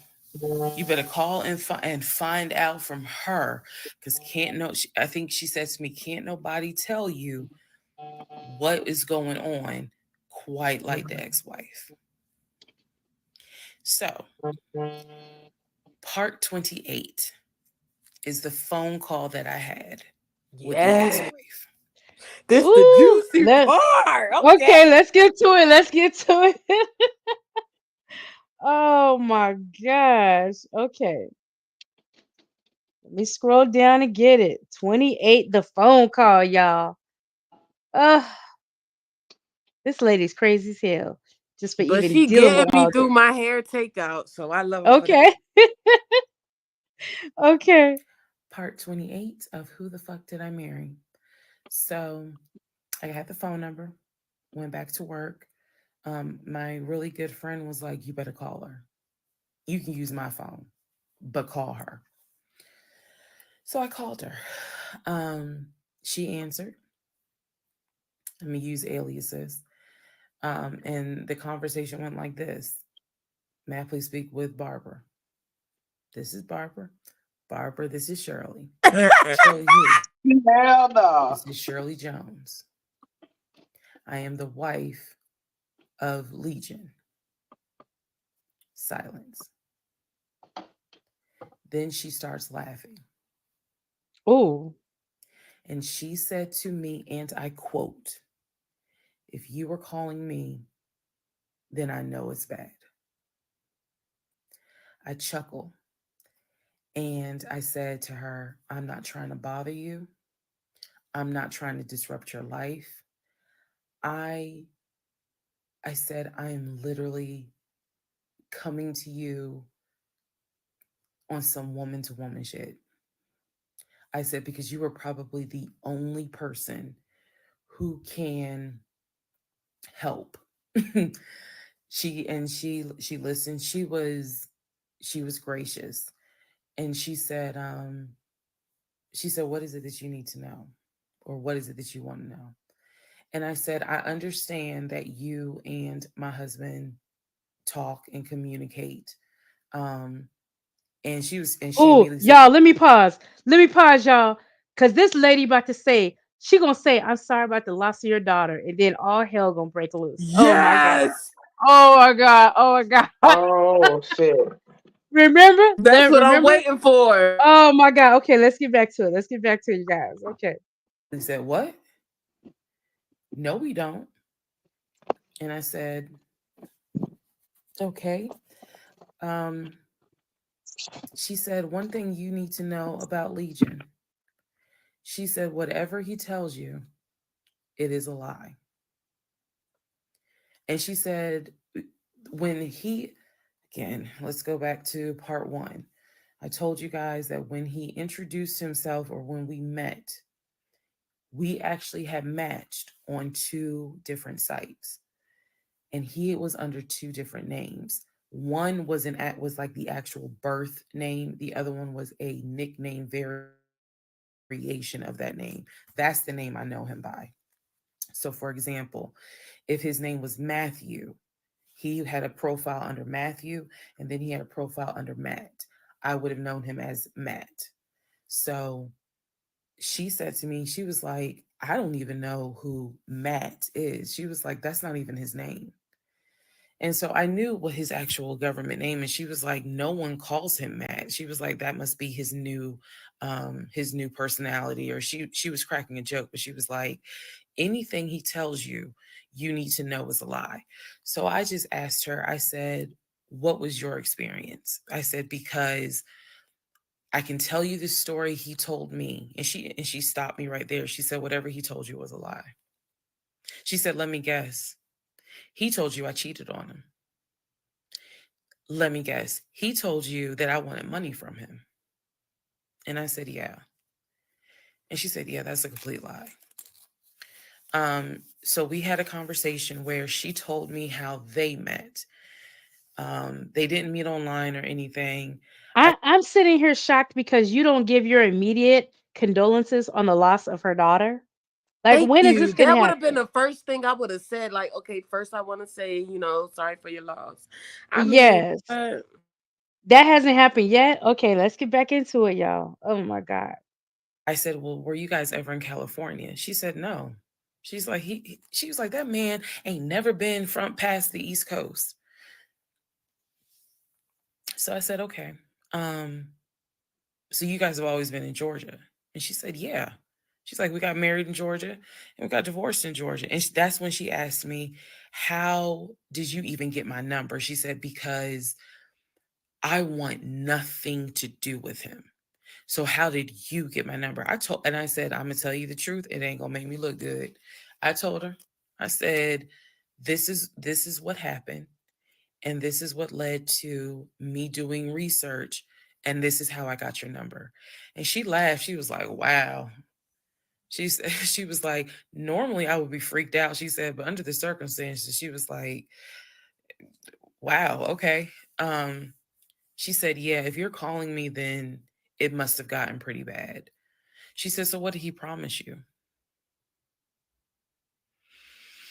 And we talked for about 35 minutes. She asked me in that phone call, she said, look, I want nothing to do with him. I have not spoken to him since our divorce was finalized. She said, so I would just appreciate if you keep me out of whatever's going on with y'all. And I told her, I said, I give you my word, I will never tell him I spoke to you. I said, I give you my word. Except for doing this story. I said, this conversation is for me. It is not for me to use in any sort of legal litigation, nothing. This is for me. And I said, I don't plan to call you again. I don't plan to be a disruption in your life. I just needed to know, how bad is it? And she paused and she said, it's bad. She said, I don't know what all y'all got going on. She said, but if it's anything like what it was for me, it's bad. So we talked a little bit more. She was very encouraging. She was like, girl, do not blame yourself. She said, I went through that and I had blamed myself. She was like, this is not on us. This is on him. She was like, he is a no, it's on y'all too. A master manipulator. She said, I ignored the red flags. So she was like, do not feel as though this is on you. We talked about there's an ex-girlfriend that shares the same name as his aunt. She and I talked about her. She said the reason why they broke up, because the ex-girlfriend, I didn't know this, the ex-girlfriend had reached out to her about 6 months before he met me. And so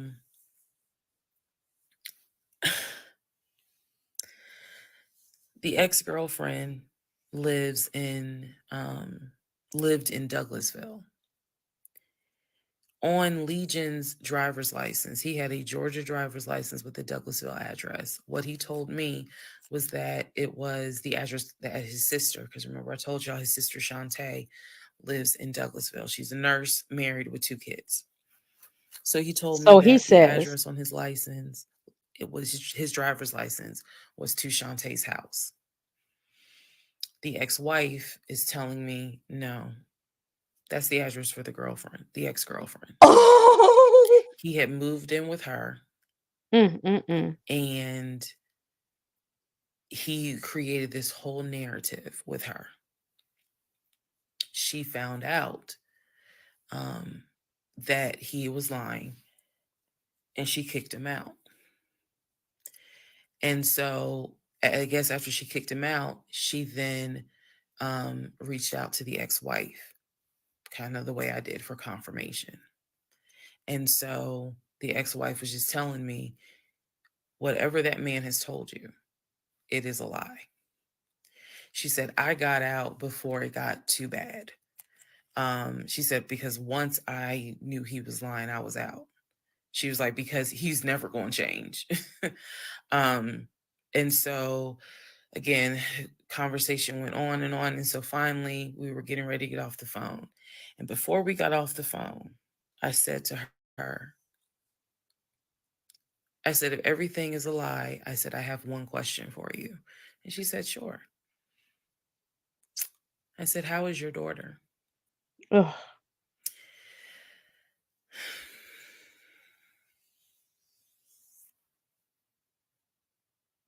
I said, how is your daughter?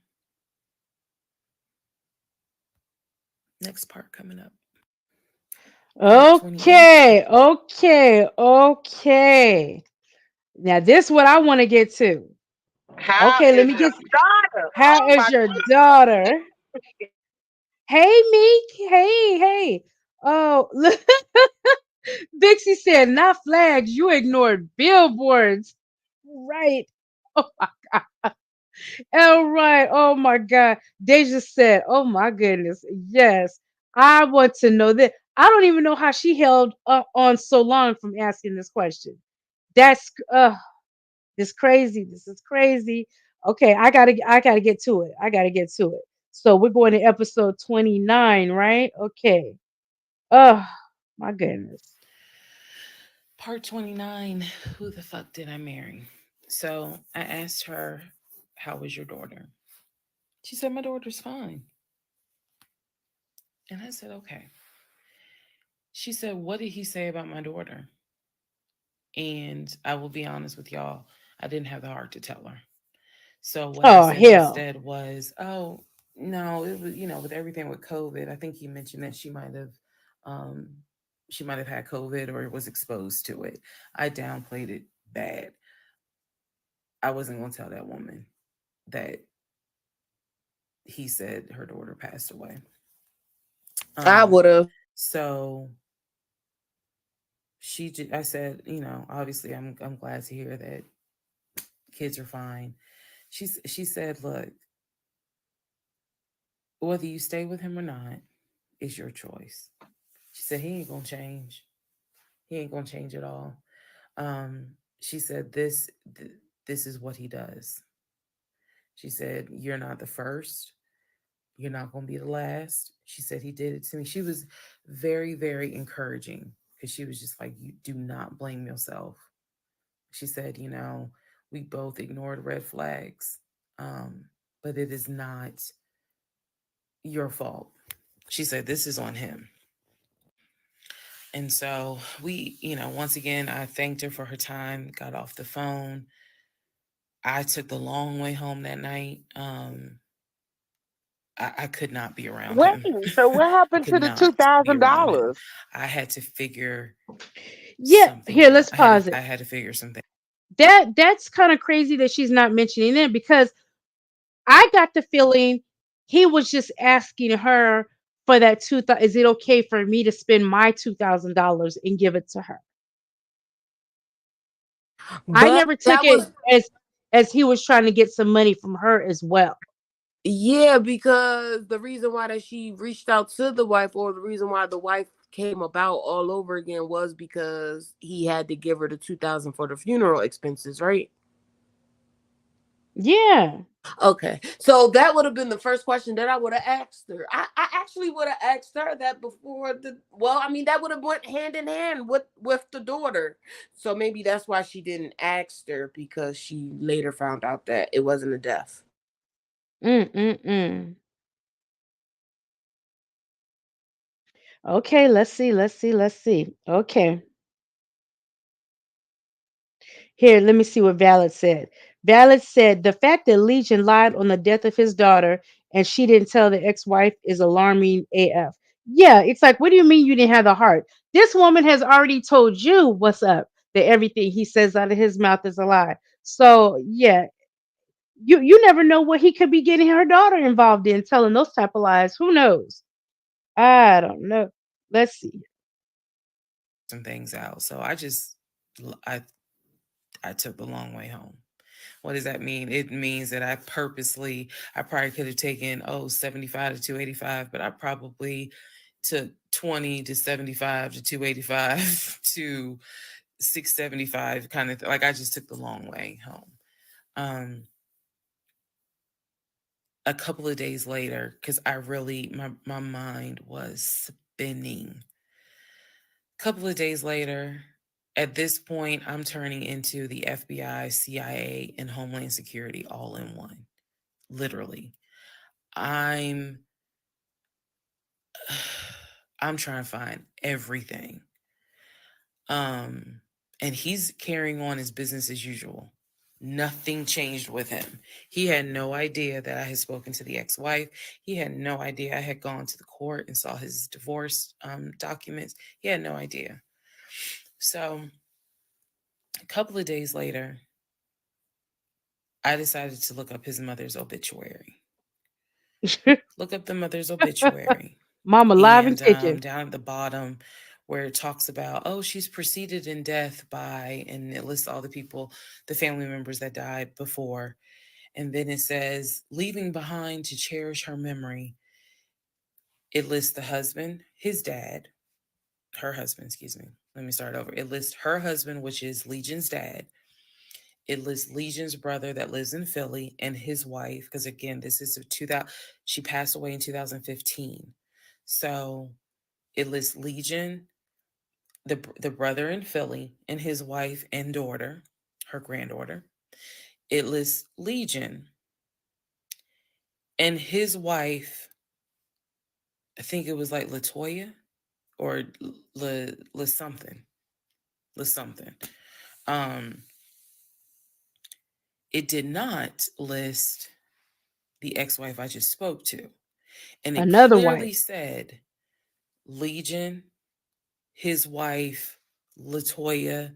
Then it listed the brother in Nashville, his wife, Jane, or whatever. So I'm thinking to myself, there's two things I was thinking immediately. Number one, who is Latoya? Never heard that name before. Never heard that name before. So I was thinking, who is Latoya? And then number two, where are the two sisters? Shantae and Kim. Shantae lives in Douglasville, married with 2 kids. Kim lives in Augusta. These are his ex-women. She worked at like Procter and Gamble. So why aren't they listed on here? Because apparently, go back to the video. I posted it on there. I gave y'all background on the family. He apparently was one of 5 through both parents. Brother in Philly, older brother, younger brother in Nashville, an older sister in Douglasville, and a baby sister in Augusta. So why is it on his mother's obituary there's only 3 children named? Where are the 2 sisters? So I'm even more like, what in the hell is going on? And then I started thinking to myself, why wouldn't they list Shantae? Like, they talk all the time, so I know that they're close because he talks to Shantae all the time. So I really was confused. Again, keep in mind, I'm trying to give y'all insight into how I was thinking May of 2021, because I still didn't find out a lot of stuff at that time. I found out enough to figure out, okay, it's not a question of if he's lying. That was over. It's not a question of if he's lying. The question now is becoming, what else is he lying about?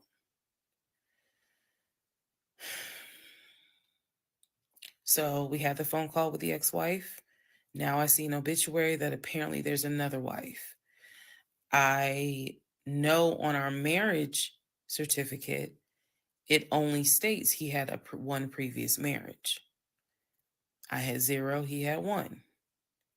So this is how I'm thinking in my head, which is, okay, what am I missing here? I know we've established that he's lying, but who the fuck is LaToya? Like, I'm really trying to understand who is LaToya.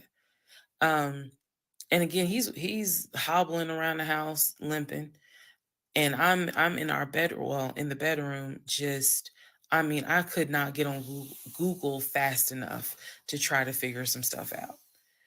So,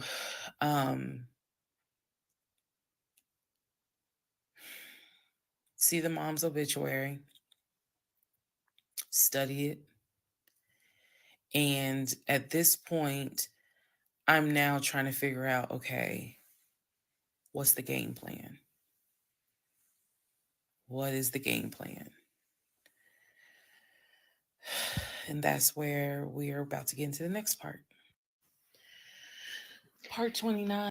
Okay. She is wearing my anxiety out. Yes. Let me. Curly Cookie said, him and China belong together. Jeez. Okay, let me scroll up a little bit. Vixie said he would have never seen me again. Yes, too many lies. Like, I couldn't even close my eyes and sleep peacefully knowing all this was going on. And I really don't know this man. Right. I really don't know this man. Let's see. Valid Queen says Legion is just living his pathological lying life while she is sticking around for a house and a car. Shaking my head. I'm about to send her a Barbie house with the convertible car since she wants them so bad. Right. Oh my gosh. Okay, you guys. So we're on to episode 30, right? Okay, here we go.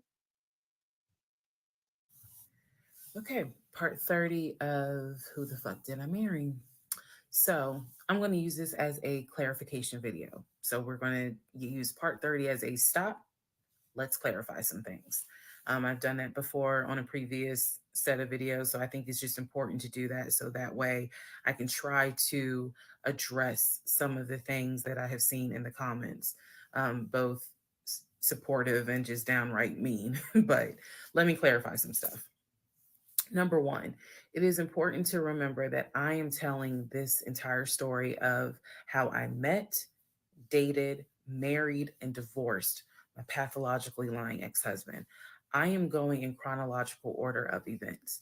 So what that means is that, ma'am, sir, whoever you are, if you were coming in at part 30, but you have not seen part 11, some stuff is not going to make sense. I know. It is a long playlist. And don't worry about watching the video as soon as it comes out, because everything, I'm trying to do this responsibly, of telling the story in the order of which things happen. So I say that to say, please, if you're able to, start at the introduction disclaimer video. Start with part 1 and then just watch each video, because a lot of the questions people are having that I'm seeing in the comments, and I say this respectfully, is just because you did not go to the other videos and watch them in order. That's just the first thing I want to say. It is important that I get this story out, but that it's done, like I said, responsibly. To me, responsibly is being honest, even if it makes me look bad, but then also trying to be clear and not ramble all over the place. So I'm trying to take the time to tell you, this is what happened at this time. This is what happened at that time. That's why there's so many parts. And we're not even to the part of the divorce yet. We're almost there, but we're not there yet. Second thing I want to clarify, I cannot stress this enough. My family and my friends did not know what was going on between Legion and I. They did not know. My family only knew we've met this guy. He's dating our daughter, our niece, our cousin, our granddaughter. He seems to be a really nice guy. He seems to really love her. Um, from what he has told us, he's done well for himself. He played football, um, and he has worked at this company 6, 7 years. And financially, he is in a good place. From what we understand, he just moved here from California. That is what they knew. They did not know about the red flags I had. They did not know what was going on in my head. They did not know what was going on in my heart because I did not want to look stupid. I'm fully aware that when I tell this story, I look stupid. I'm aware and I've made my peace with that. But at the time, I did not want to look stupid. So it was important to me to put on everything's great. We're really happy. We're looking for a house and everything's going well, knowing full well that behind the scenes, I couldn't figure out why he wasn't showing proof of funds. They did not know. So I say that to say, I see the comments about how my aunt gave me horrible advice when I called her about the sexting on Facebook. And I want to clarify something. She did not tell me to stay with him. She did not tell me to leave him. That's not her place, and that's not what she would do. She simply was in shock that any of this had happened and did not know what to give me advice on. The one thing that she did say was, look, he's not your boyfriend, meaning it ain't as simple as, oh, we just gonna break up, pack your shit and go, because you married him. My aunt is the most ride or die chick I've ever met. You fuck with me, you fuck with her. And she is straight Jersey. So I love her for it, but I needed to, it's not fair for me to leave it out there as if, oh, she just was like, girl, I mean, go home and deal with it. No, never in a million years. So I want to clarify that. Also want to clarify about my mom. So my mom lives in Arkansas. And when she came to visit in April, we were already married. This is her first time physically meeting Legion. My mom will tell you she had no idea anything was amiss, but there was something that nagged her a little bit. She didn't know what it was. And my mom is the type where she's going to get on her knees in prayer. That's who she is. So for her, it was like, I don't know what it is. He seems like a nice guy. He seems to love my daughter. Because again, there was no arguing in the house. The house was peaceful while she was here, even though behind the scenes, we had just came off of the whole sexting incident with other women. Yeah, it was peaceful because So y'all for was her, faking it was it. You like, said y'all was gonna I fake it don't while know she what was it there. is. She did tell me later on that it seemed as if I wasn't as happy as she thought I would have been. But again, she took it to the Lord in prayer. And her prayer was, God, protect my child. I don't know what's going on, but protect her. That was my mom's response. So she did not know, she did not pick up or overhear something that was going on while she was here. She had a candid conversation with Legion, and Legion kind of came across as, I miss my mom. He missed his own mother. And so he called my mom and doted on her, again, putting on a charade. And so for her, it was like, bless his heart. That's what she said. Bless his heart. But no, she did not know the specifics. Nobody knew the specifics. They didn't know the specifics until we're talking May, June of 2021. They knew that we were looking for a house. They knew that the house fell through. They did not know about the proof of funds. They did not know that he wouldn't show me the savings account, the offshore account. So I just want to say that because to me, it would be irresponsible to not clarify what family and friends knew. Because these people have always been supportive of me, always had my back. I just simply did not share with them the things that I felt like were red flags, because again, my mindset at the time was I want to be married, and what if he isn't lying? And I was making excuses for him to myself, so I definitely would have made excuses to family. Another thing I need to clarify, and I saw the comments on this about how a VP would never date someone that looked like me. And to the person that wrote it, that wasn't very nice. I need you all to understand the relationship started in March Hell, of he ain't looking 2020. like nothing. He came into my life as regional manager. Okay. That is how he came into my life. Then eventually he got promoted to VP of production or operations, some VP of something. That was later on in the relationship. He showed me the paperwork where it was basically a memo from HR. Your new position title will be VP of production. We'll just say production. Your salary, I don't remember the exact amount because it was a very specific amount, but it was over $200,000. That's what she said. It listed some of the benefits that he would have. He would have an office. He would be getting an executive assistant. That's where we get David from. If you don't know who David is, please go back and watch the series in order. He would be getting an executive assistant. He would be getting use of the company helicopter. He would be getting a company car. That is where we're introduced to the fact that he was starting to shop for a company car that could not be more than $90,000. That's what he told me. I didn't see this in the memo, the amount of the car, but that's what he told me. So that's where you get the car shopping for the Range Rover, the Jaguar, the BMW. He even test drove a Mercedes GLE, I believe.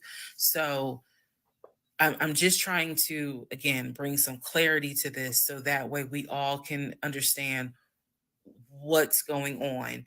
And hopefully this just makes a lot more sense for everyone. All right. Part 31. Okay. Part 30. All right. This lady, let's get to some of the comments. So Vixie said, did she ever pop up at his job for lunch? Now, in a previous video, she did say that she had never been to his job. I think she blamed that on COVID a little bit. When she tried to get over to his job, he made an excuse that he could only get on his floor with his key, but he couldn't get in the actual building because nobody was there, and he made a show of calling the security guard and all this other type of stuff. So it's like, she didn't try hard enough, because she could have tried a couple times. Like, let me go to my husband's office to see his office, actually meet his assistant. She didn't do a lot of things that you would have thought she would have done. And then every time she uses COVID as the reasoning for it. So, okay. So now we're part 31, right? Here we go. Part 31, who the fuck did I marry? So I found his mother's obituary online. It then told me it listed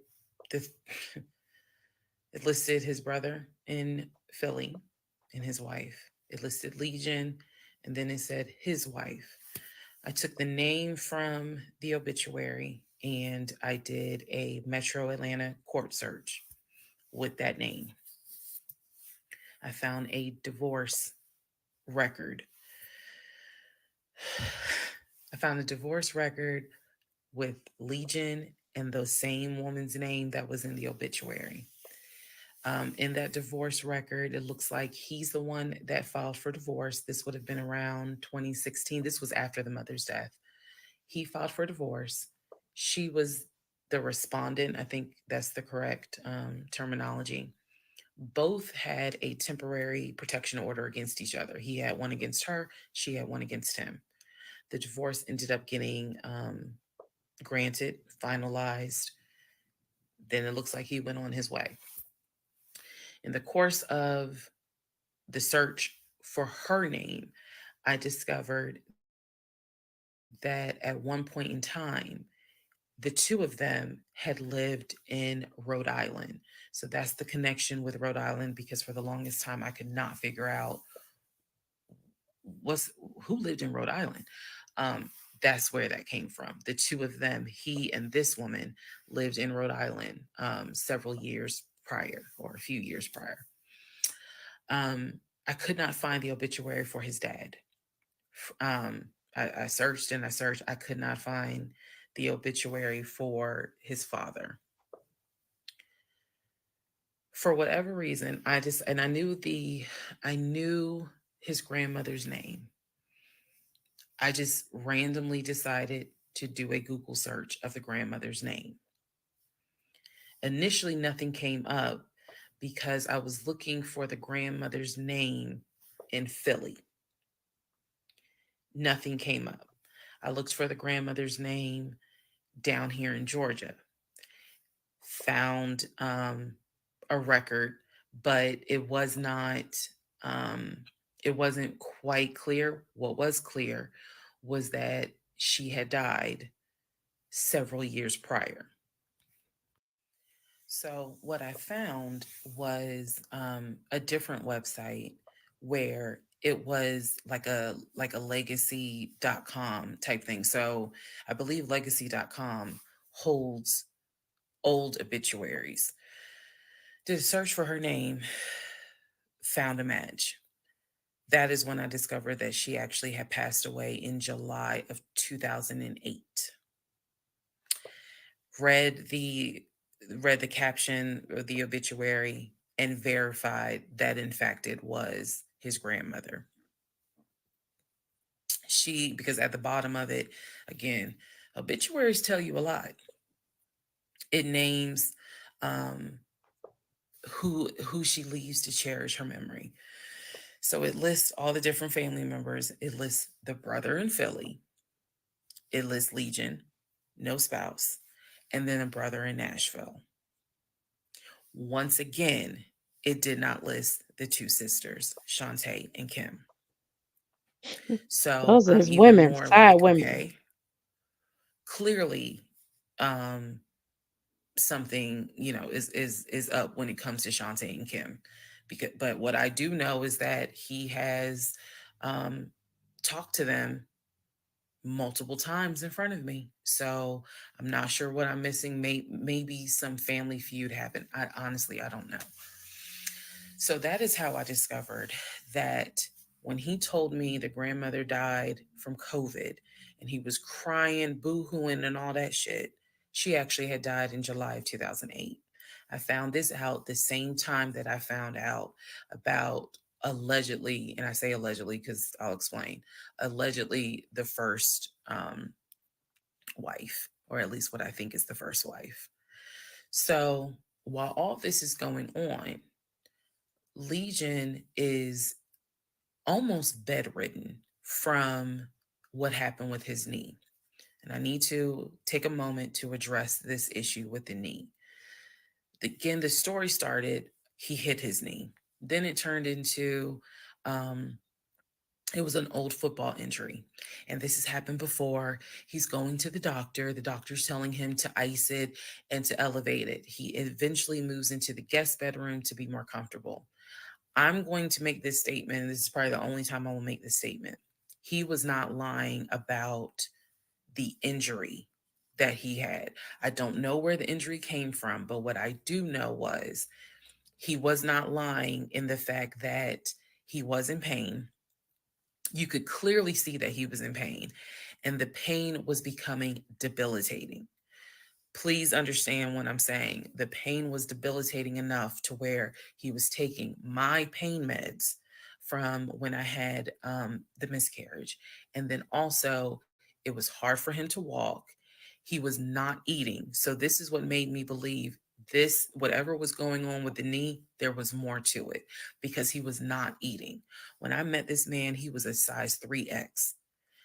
At this point in time in May, he's down to a 2X. He is not exercising. He is not doing anything mobile. He's simply not eating. So there definitely was something going on, something concerning. honestly, I thought it might have been cancer. But he kept saying, no, it's not that. It's from a football injury. It's from a football injury. I said to him, the next time you have a doctor's appointment, I want to go. It was that bad. And he kept making excuses like, okay, fine, I'll make the appointment. I'll let you know what it is. Cool, I will take off work. I want to be at that doctor's appointment because whatever is going on with you is serious to the point where you are losing weight rapidly within a 2-week span. So now we can go ahead and enter into June. When we enter into June, I have verified, read the divorce documents for not one wife, but 2 wives. I have called San Diego State, verified they have no record of him. He claims he was a private citizen. I don't believe that. They're saying there's no record of him. I have pulled his background. It is showing that you've lived in Pennsylvania, Rhode Island, and Georgia. When I look at the addresses, it is tied to at least 2 women, both of whom I'm showing divorce records on file that you had. I've also verified that your grandmother actually died in 2008 and not in 2020 from COVID. I know all of this as I'm going into June. His birthday is June 17th. So all I've been doing is just trying to figure out what is it I'm going to do. I spoke to the pastor and his wife. I believe it was actually the pastor I spoke to because I knew the pastor previously before he did our marriage counseling. And I told him what I found. Mind blown. Mind blown. Had no idea. He knew something was up. He knew that Legion was not really trying to make this marriage work. He had no idea all this was going on. So he asked me, are you wanting to stay or do you want to end the marriage? I said, oh, absolutely, I'm ending it. Oh, hell yeah, I'm ending it. I have to. I have to end it. I have no idea who that man is in my guest bedroom. Not to mention, on top of all of this, he had lied about the death of the ex-wife's daughter. Part 32.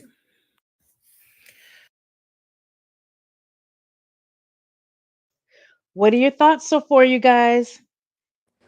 Lord. Like, you know what? She doing all this investigating when she should have just been getting a divorce. I mean, you should have never been married to him Yes. anyways, because you were aware of all the lies and everything before you ever married this man. Before you ever married this man, he was doing all this lying and you was in your mind denying. But now that you know have been hit with things that you cannot overlook anymore, instead of doing all this, like I don't need that's enough. I don't need more and more and more. Oh, give me more evidence of how dumb I've been. Give me more and more. I don't need all that. I don't need more. Let me And just get what the took hell her out of so here. long to look up the wife and his and the obituaries and legacy? Like, why didn't you been look this up, girl? You had plenty of clues to look that shit up. Plenty. So It I'm just probably like, would have dang, saved her a how much marriage. more do you need? Because you know what? This doesn't seem to be like the top of everything. It's like it from the way that it seems, this is gonna get even worse. How much more do you need? How much more of a glutton for punishment are you? So it's like, Right. oh my goodness. Okay, let's go to it, y'all. Part 32.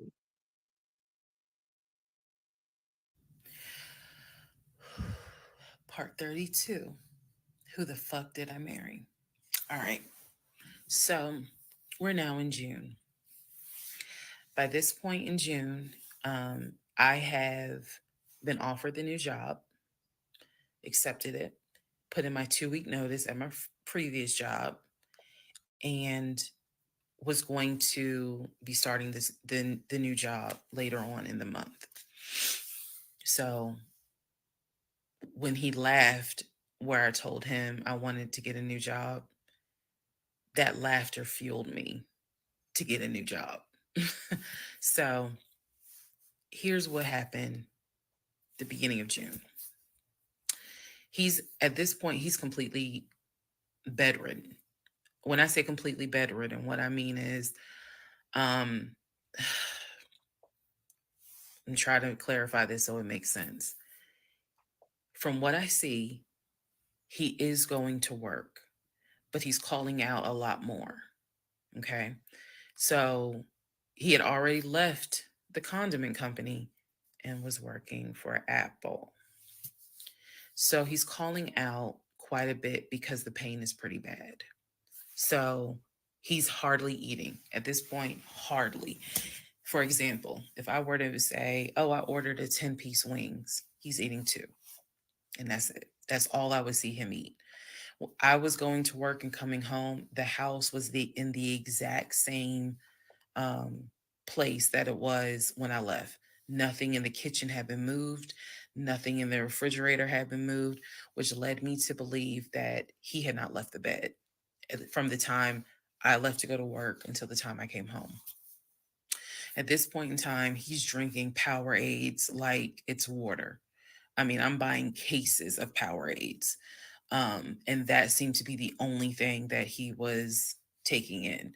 So if he was a 3X when I met him, he's probably at a 1X, maybe a 2X, depending on the clothes. He's lost a lot of weight because he's not eating. So that's the reason why I say he wasn't faking whatever was going on. I think the issue with his knee was a symptom. That was not some football injury. That was not, I hit it at work. It wasn't that. Something else was going on. I had kept asking him to, let me know when you have a doctor's appointment. I'm going to go with you. I'm going to go with you.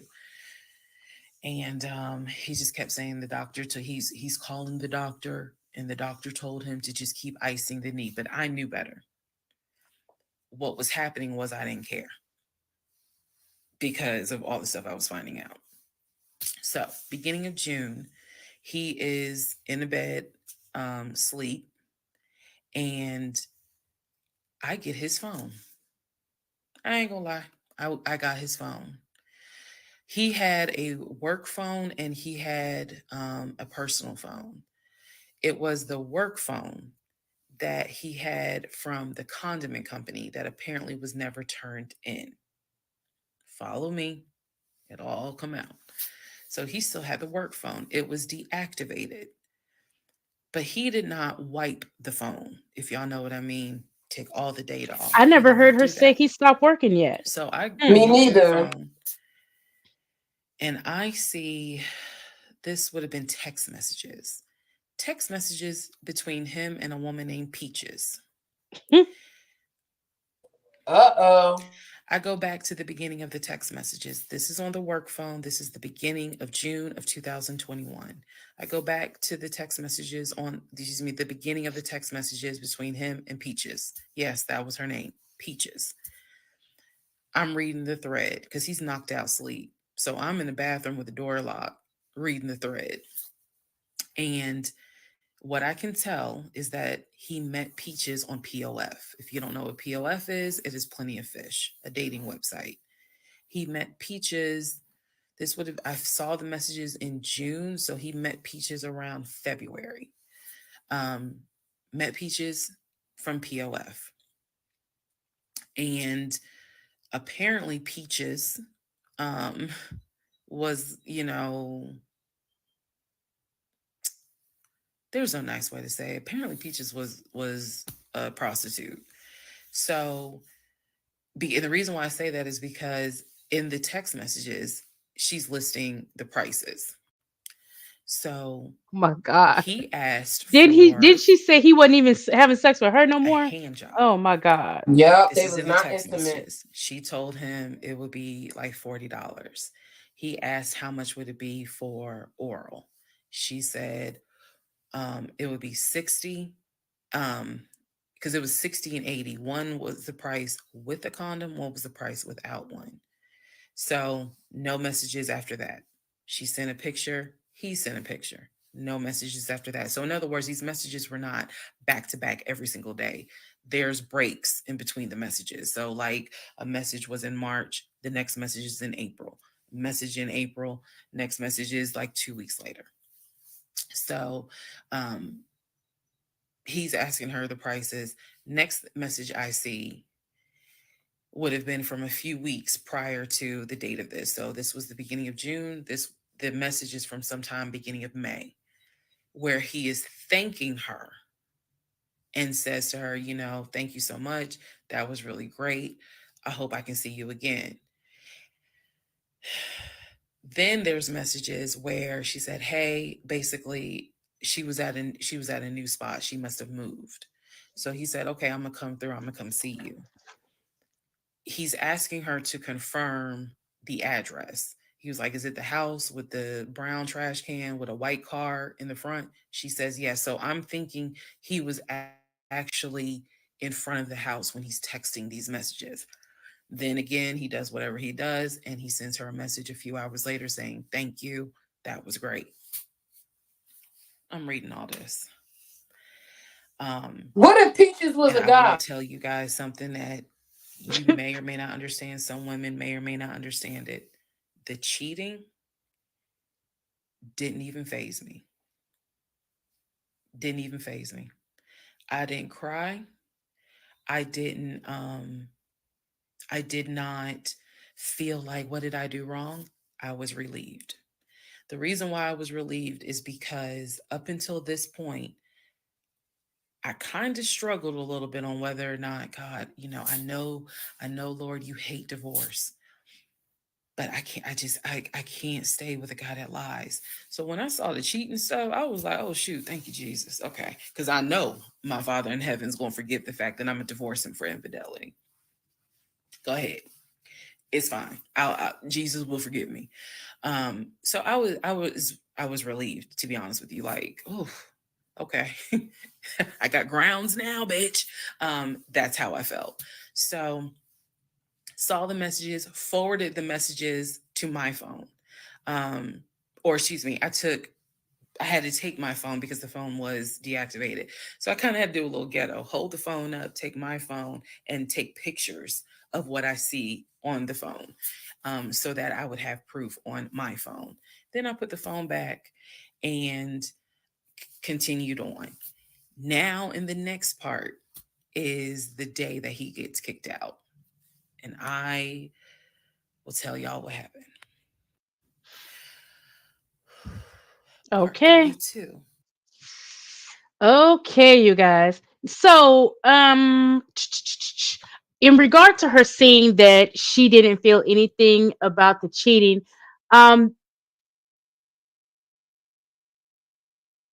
with that, usually when you kind of just get numb to that, it's because now maybe she hasn't experienced this with him yet.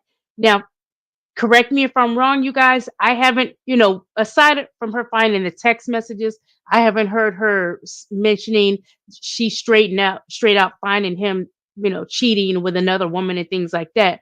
But maybe in her past relationships, has she been cheated on? Like, why are you so immune to the fact that, you weren't even upset or worried about the cheating?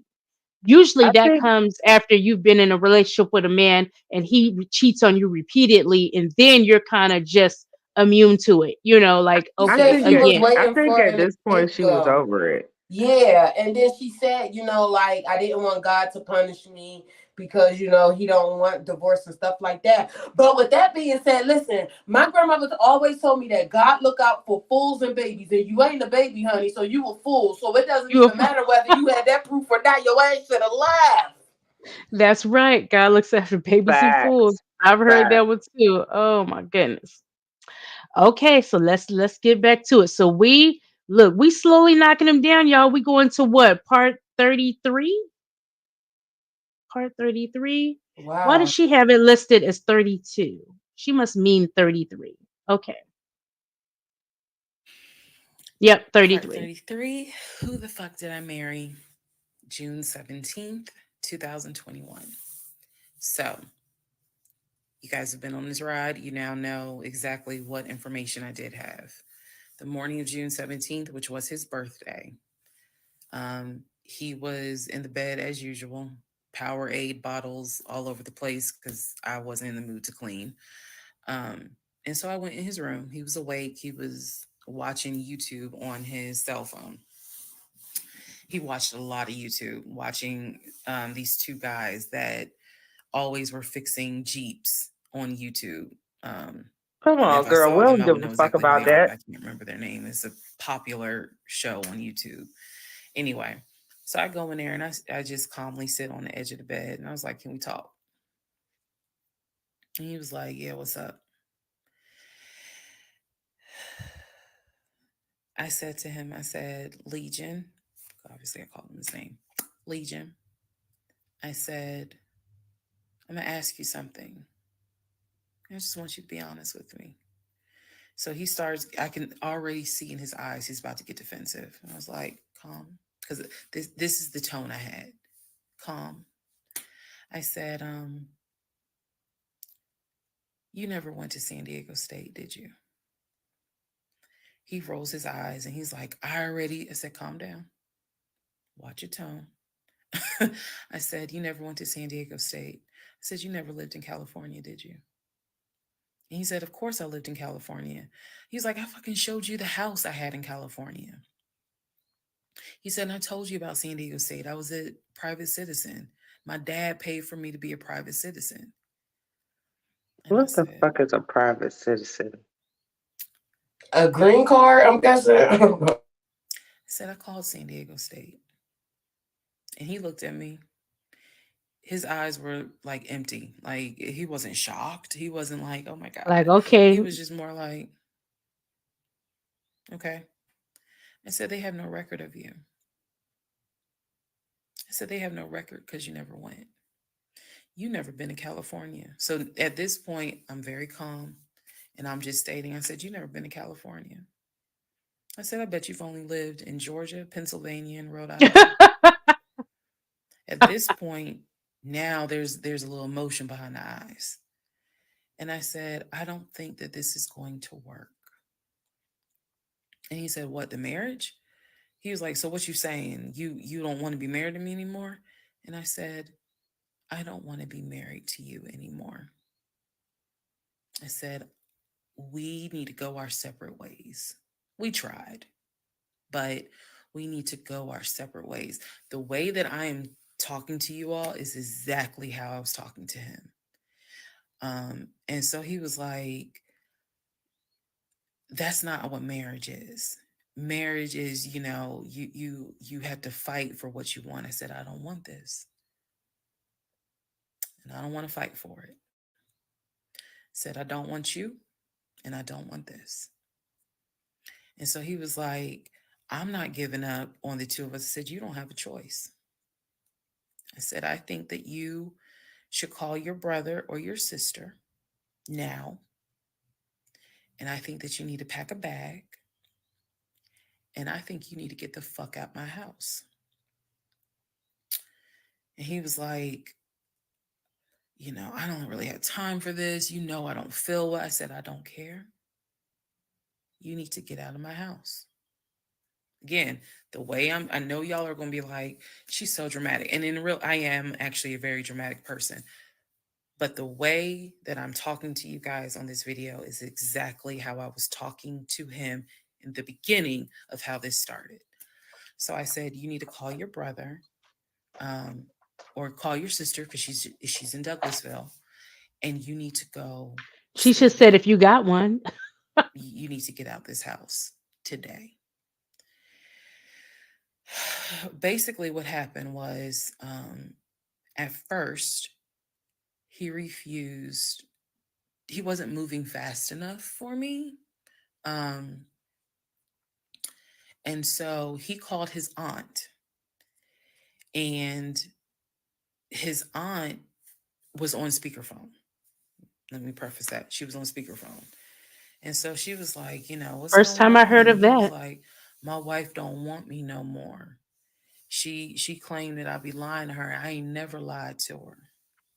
When I heard this, What's the analogy I can give y'all?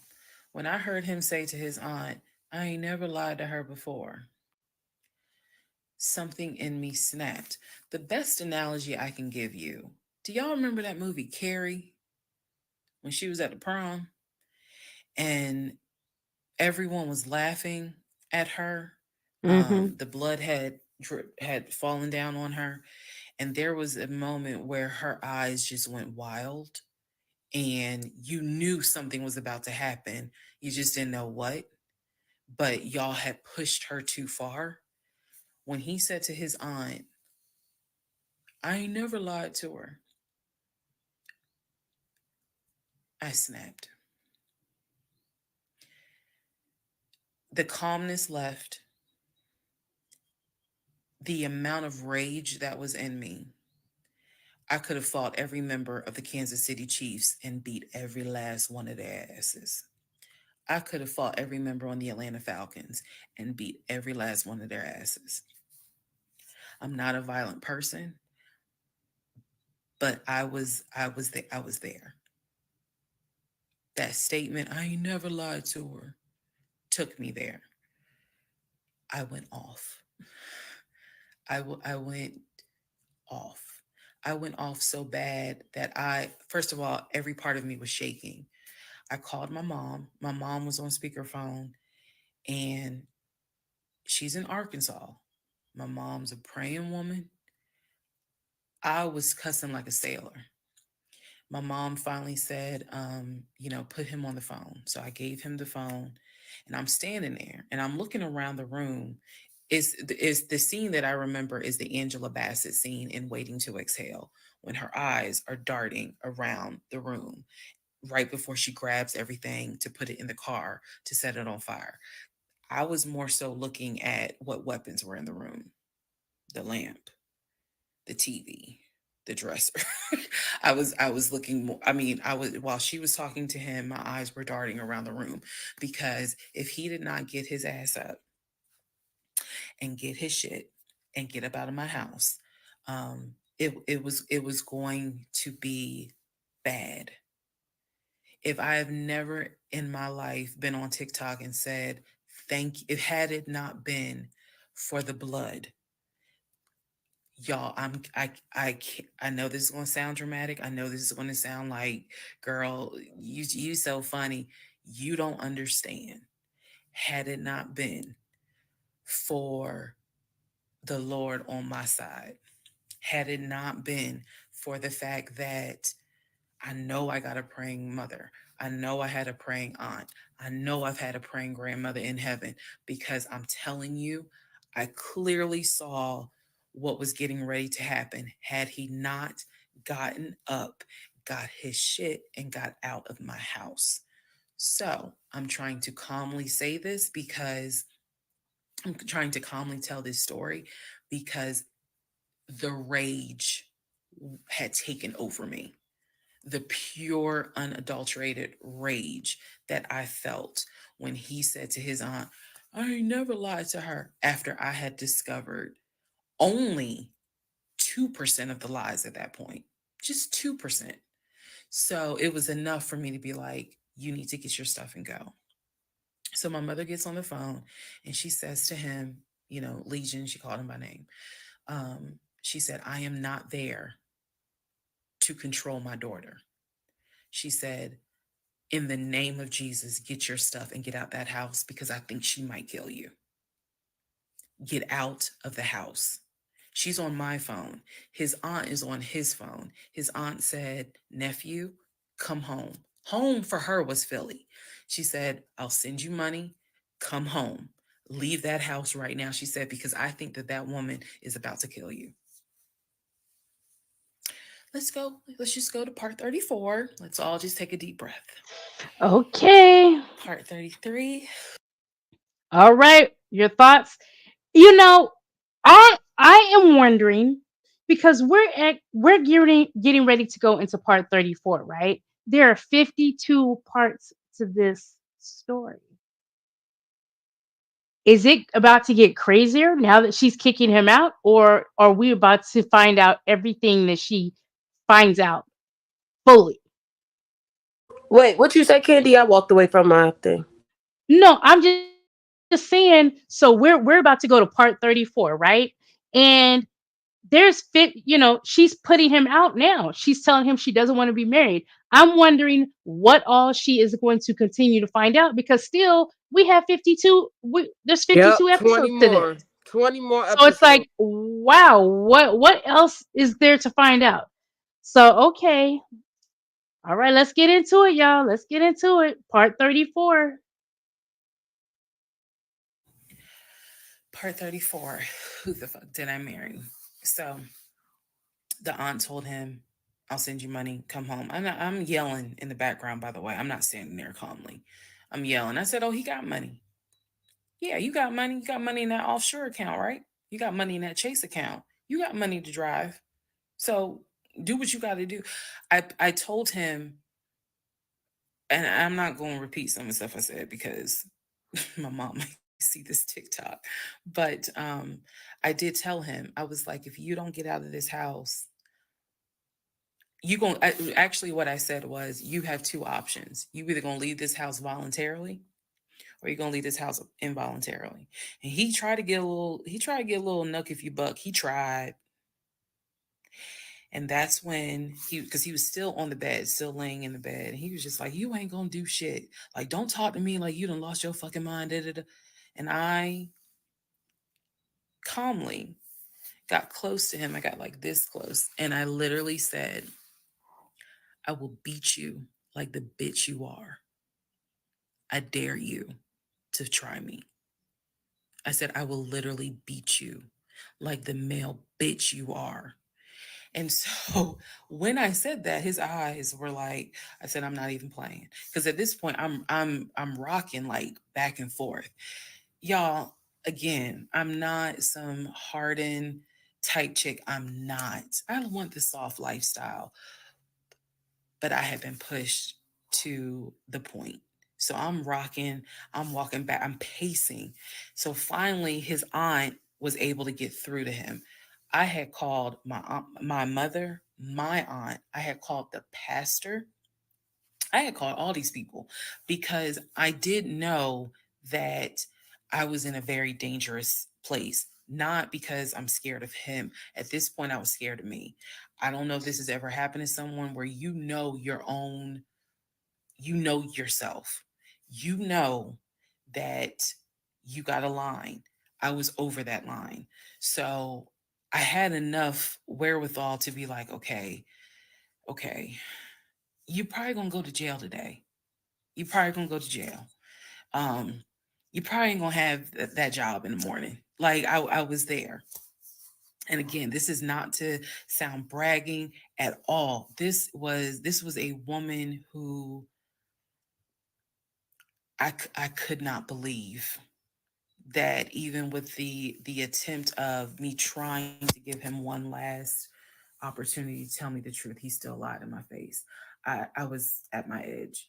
So I yanked the covers back, and I told him, I was like, get up, get the fuck out of my house. Again, I'm saying it calmly on here. It was nothing calm in the house when this happened. So I'm throwing stuff up against the wall. I remember I looked at the lamp. He looked at me looking at the lamp. And I think something in him realized, okay, yeah, I'm in pain, but if I don't get up, she's going to do something with that lamp. So he does get up. He is still on the phone with the aunt because the aunt was pretty much like, keep me on the phone. She did not want him to hang up. He throws some stuff together. Again, keep in mind, he has all his stuff in the house. So he basically packed like 2 bags worth of clothes. And he's limping around, and I'm standing in the hallway watching him like a probation officer. So he's limping around. And I'm looking at the condition of the bedroom. This is when I noticed Legion had been semi bedridden. Remember, I told y'all that because the knee and other stuff. I look at these bottles of Powerade because he had been drinking Powerade so much at this point. He was not getting up to go to the bathroom. Oh my God. Are you fucking kidding me? And then using and she didn't smell bottles to pee in. No, he was peeing in the empty bottles. Oh my God. So there was about 6 bottles around the bed. And I was like, what is this? Because again, I hadn't really been going in that room. I was busy being CIA, FBI, and Homeland Security for the past 2 weeks. So I was like, what is this? He was like, I'm going to throw it out. He grabbed a trash bag, put the bottles in there. And I said, what are in those bottles? I said, tell me. And I think I started like twitching. Like, tell me. That is not piss in those bottles. He was like, I couldn't make it to the bathroom. I was in too much pain. So at this point, I'm even more like, yeah, get the fuck out. Get out. Get out of my house. So I helped him while he was packing his bags. I went downstairs. I took the house key off of his keys. I went back upstairs. He had his 2 bags. I grabbed the 2 bags. Yes, I did. I grabbed the 2 bags. I had opened up the garage. I had already popped the trunk for his car and threw the bags in the car. I did that because I was like, you getting out of this house. You getting out of this house today. You can't come back. You can't come back ever. So it took him about 2 hours from the time of I will beat you like the bitch you are for him to actually leave the house. Again, I'm calm telling y'all this story. It was not calm in the house. So he eventually puts on some sweatpants. Now I can really see how much weight he has lost. But he puts on some sweatpants. He puts on a shirt. He's limping down. He's like, you really gonna kick me out on my birthday? I just looked at him.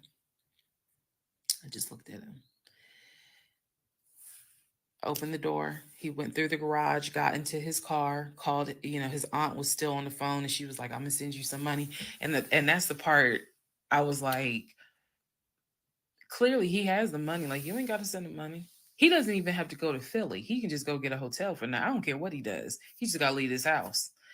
So he ends up getting in the car, driving off. My mom calls and she's just like, is he still there? I said, no. I had not told her what all he had lied about. Even in the midst of me being angry and me going off, I never told him that I spoke to the ex-wife. I never told him I knew he was lying about the stepdaughter, because then he would have asked how, what makes you say that? So I did keep my word. I never told him I spoke to her. So he eventually left. I text a friend of mine. I text my landlord. I said, I have an emergency. I need to know if it is okay to get the locks changed. Landlord was like, that's fine. My landlord was super cool. Shout out to Mr. Patel.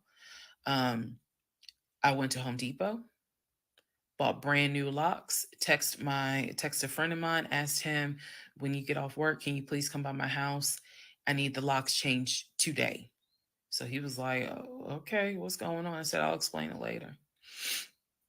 So to give you a timeline of June 17th, when I asked him about San Diego State and I told him that I know you've never even been to California, that was about 8:30, 9 o'clock in the morning.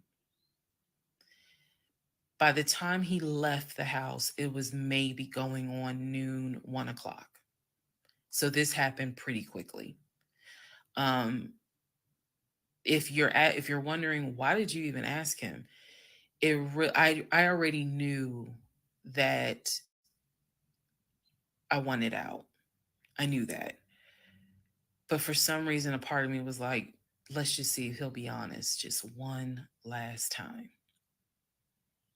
And he wasn't. And it sent me into a rage. And then he lied to his aunt saying, I ain't never lied to her. And that sent me over the edge. So by 1 o'clock, by 1:30, he was gone. By 2:30, I had done a pretty good job of cleaning up the bedroom. He had thrown away the Powerade bottles. So I didn't have to touch those. I stripped the sheets. Anything that he touched in that bedroom, I stripped the sheets, threw them in the trash bag, threw them out in the trash can. And so most of this was adrenaline. Adrenaline was pushed because I hate packing. I hate doing all that stuff. I went on Amazon. I ordered oversized, large tote bags because I was packing up all his shit. Part 34. Who the fuck did I marry? She sounds like, you guys, she's making a little progress as far as getting him out of her home, but there is more to come. Also, you know what? We're gonna play, a couple more episodes because we're heading up on 3 hours here. And I think, so not to make one video so long, I'm gonna get another link ready when we hit that 3 hour mark. And hey, Star Olivia, look, it just so happened that I didn't end up working today. So I said, let's try to knock all these episodes out today. So sorry about that. But look, it's up here for the replay if you haven't watched anything. But you can just jump right in, girl, because look, we got more to come. More to come. So let's get to the next episode. So we're going to episode 35.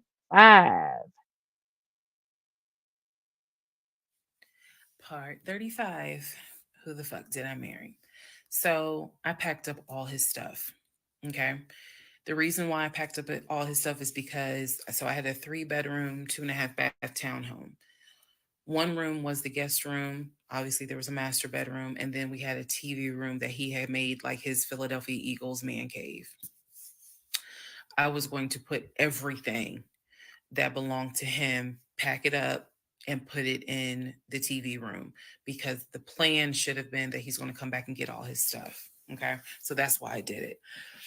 And honestly, it just felt good to pack up his stuff and go through it freely, because when he packed in a hurry, he left obviously really important things. He left all his Invicta watches. He left all his WWE championship belts. And if you know anything about WWE championship belts, you know those things are expensive. He left all his Jordans. He left suits. He left Cole Haan shoes. He left all that because it was such a hurry for him to leave. So all that was still in my house. So around 2:30, I think I wasn't even at a place where I could start crying. I was just too angry, still shaking, packing everything up. One of the things that he left is a photo album with all the pictures of his mom and dad and his siblings growing up. Now, I had the thought of I was going to have a burn party and I was going to put it on Facebook Live. I was going to burn it with my friends and drink and dance and play music. But it's his deceased parents. I do have a heart. So I put that somewhere special, meaning I put it up in the closet. He had told me that he was going to come back and get his stuff. And so I just did not, I didn't throw anything out unless it was like something I knew was trash. Other than that, I put everything up and kept it, in the TV room. So that's June 17th. Also on June 17th, I had already ordered his birthday cake. I had ordered the birthday cake like the end of May because it was like a special birthday cake. So I also had to go get the birthday cake from the bakery in East Point. And I took it to my family's house and we ate it. Yes, I had left the house, went to my family's house, filled them in, my aunt, my little cousin, and my grandfather, because my mom was in Arkansas. So went over to their house, filled them in on what was going on. They could not believe it. Although my grandfather then told me, he said, he ain't look like he was a football player. He was like, I didn't want to say nothing, but He didn't look like he was a football player. Gotta love grandparents. So we ate his birthday cake, went back home. The friend that I had called came, changed all the locks, I changed the security codes. Um, Effectively, he would not have been able to get in that house. So that is what happened on June 17th. So now we can fast forward. He would text me and he would call me that he got to Philly. Apparently he left Georgia and immediately went to Philly. So he immediately went to Philly. And he did text me and said that he made it to Philly and he was staying at his aunt's house. I know that this is a short part. That's okay, because what we're doing now is I went through how we met. I went through how we dated. I went through how we got married. Um, Now I'm taking you all to June 17th. The week after June 17th, he's in Philly. He still would call me. He still would text me. The conversations we were having the week after June 17th, so this would be June 18th up to the 24th. The conversations we are having had to do with divorce. So who's going to file? And he was like, well, I don't want a divorce, so I'm going to fight you on it. Are you? Really? Are you going to fight me on the divorce? I didn't know anything about filing for divorce. So, but I refused to stay in a place of ignorance. So I went online. There's a website that you can go to where you pay like a $200, $239 fee, and you fill out basic information and you choose your state. You choose your state and they will not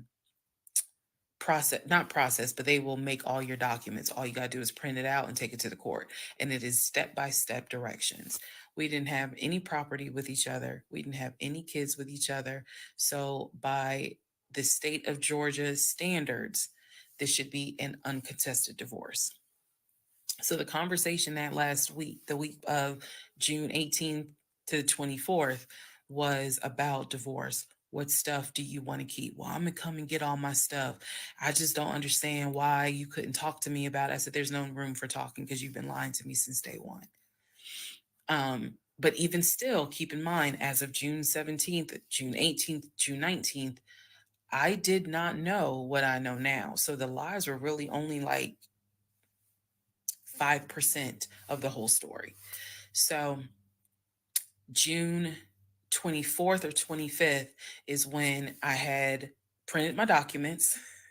And I'm laughing because at this point in time, I've read y'all's comments about how that man will print out stuff. I know. But I used the website, typed all my stuff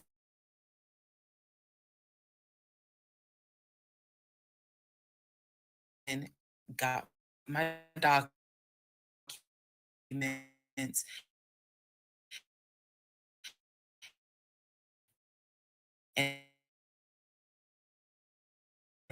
I paid. And then I already had the documents where he would have needed to sign so that it could then be entered into for a divorce settlement agreement. So going into part 36 or 35, I know there's so many parts. Going into the next part is where I can tell you guys what happened with him, because he drove to Philly and he was in Philly for about a week, maybe 3 to 4 days. Then I get a message on Facebook Messenger from a woman claiming to be his cousin. Lord Jesus. So the cousin tells me, actually, I can tell y'all. So the cousin tells me that he's there. He's telling the family that I kicked him out.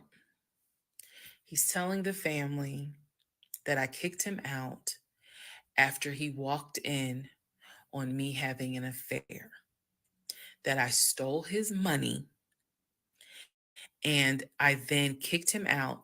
And the man I was having an affair with, he said, was a law enforcement officer who used his duty weapon to threaten him to get out the house. This is what he told his family. And the cousin was reaching out to me. She found me through a search on Facebook and was reaching out to me because she's like, we know he lies. So I'm just trying to figure out is this true? Because he's up here asking us for money, asking to stay on our couches. Like, what's going on? Then she explained to me, we didn't even know he got married. So this is the first time we're hearing about you. What do you mean you didn't know he got married? He talks to his brother every day. She said, who told you that? I said, I've heard him talk to his brother every day. All his brothers. She said, all his brothers? How many brothers do you think he has? I said, he has 4 brothers. I named them. She said, he has 2 brothers. She said, he has the twin and he has the older brother. I said, twin? Who is the twin? Welcome to the next part where we discover the real family tree. Part 35.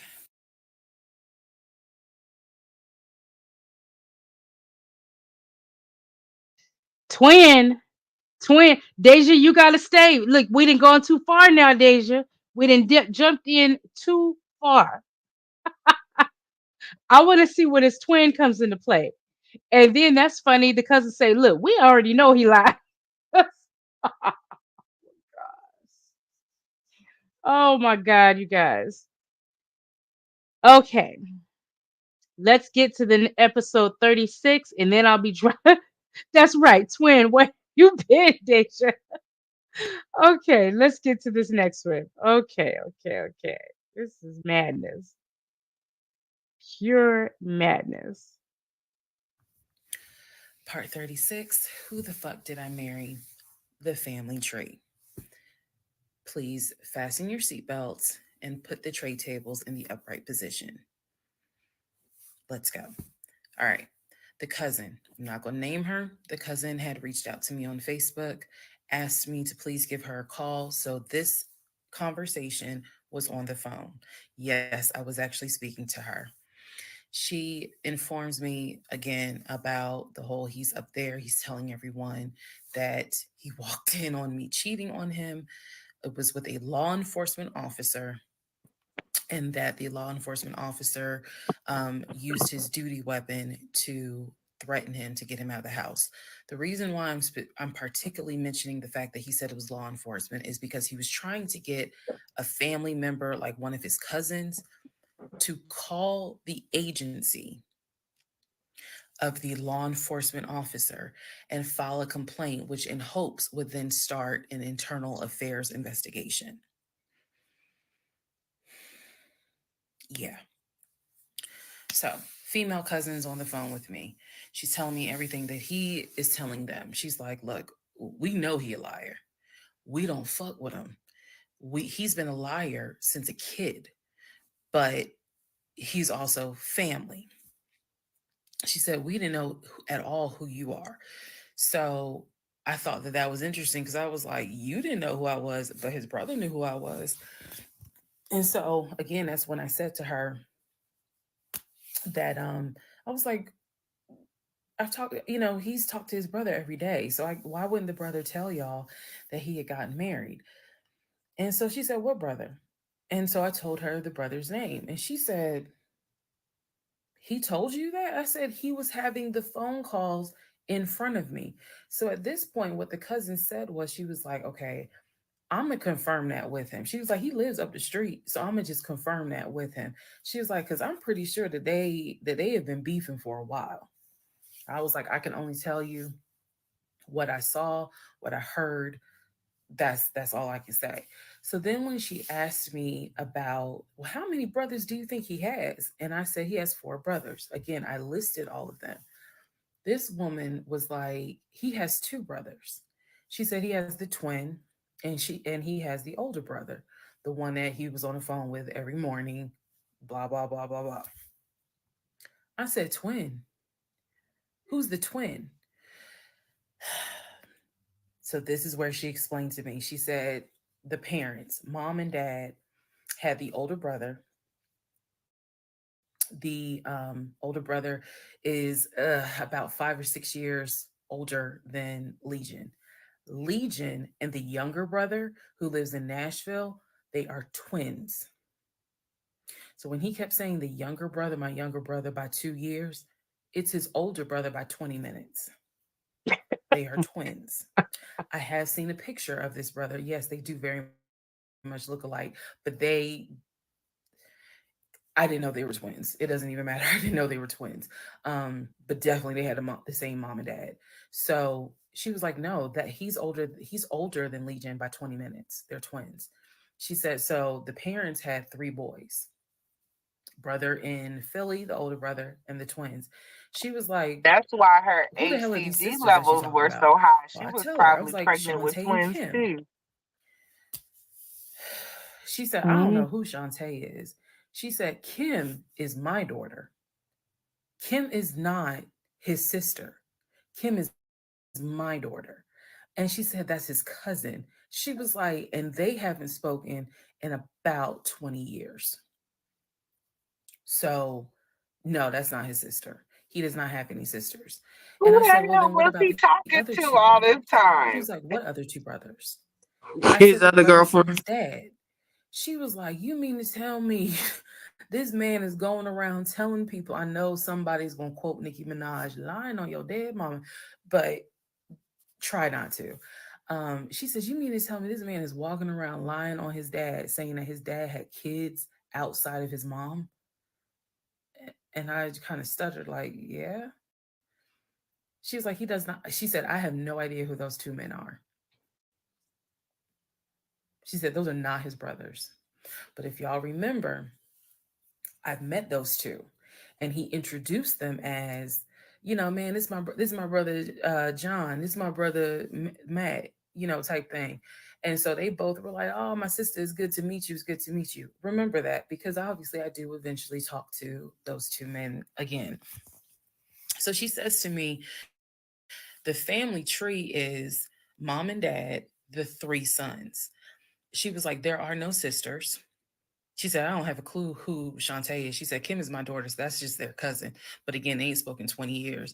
I said, okay. And then there was the grandmother. She said, yeah. She named the grandmother. She was like, yeah, she died in like 2008. I said, yeah, he told me that she died in 2020. And that, all of you were coming down for the memorial service. And she's just like, she died in 2008. I said, then there was the uncle who also died from COVID. She was like, which uncle is that? I told her the name. She said, he's been dead since like 2010.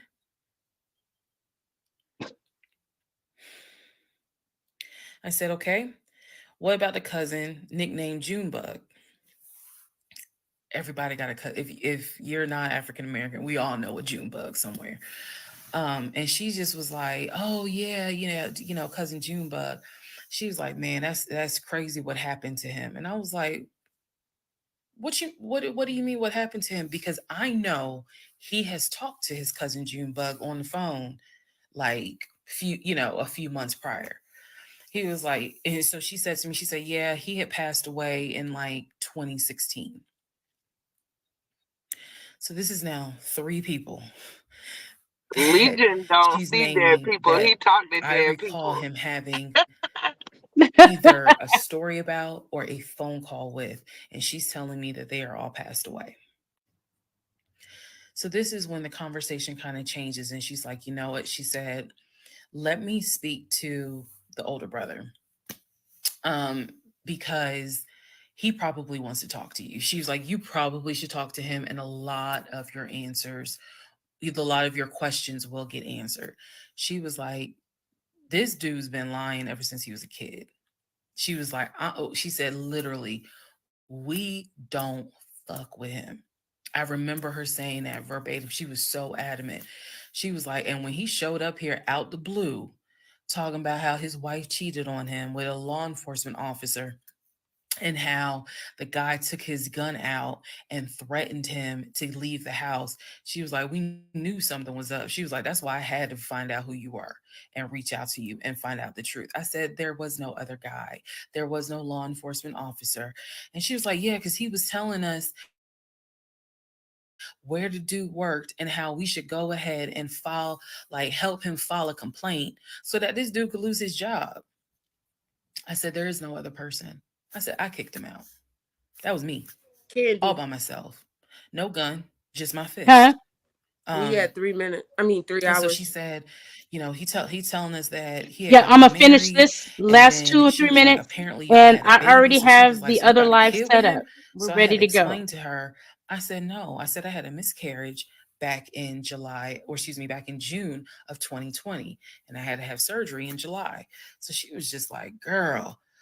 So she started like really being encouraging and was saying, you dodged a bullet, honey. She was like, I don't wish this. She's like, I know he my family, but I don't wish him on no woman. So we've had each other's numbers. She was like, if you need anything, please feel free to call me. She was like, I've had my own issues with him. I've had my own issues in life. But she was like, get your divorce and be done with him. Then she said, I'm going to put you in contact with the older brother. Next part is me finally talking to the older brother that he had been talking to every morning. Oh my God, you guys, this is crazy. The brother is his boyfriend. He been talking to every morning, girl. Look, we're about to see, you guys. Here is the link. Here, the StreamYard link is already on in YouTube, and that is set up. Come on over, you guys. I'm ending this so it's not too long. So I'm ending this right now and going live with the next part so we can finish this crazy story out. Okay. See you. Don't forget to hit the like button. Hit the like button if you haven't. Thank you. Okay.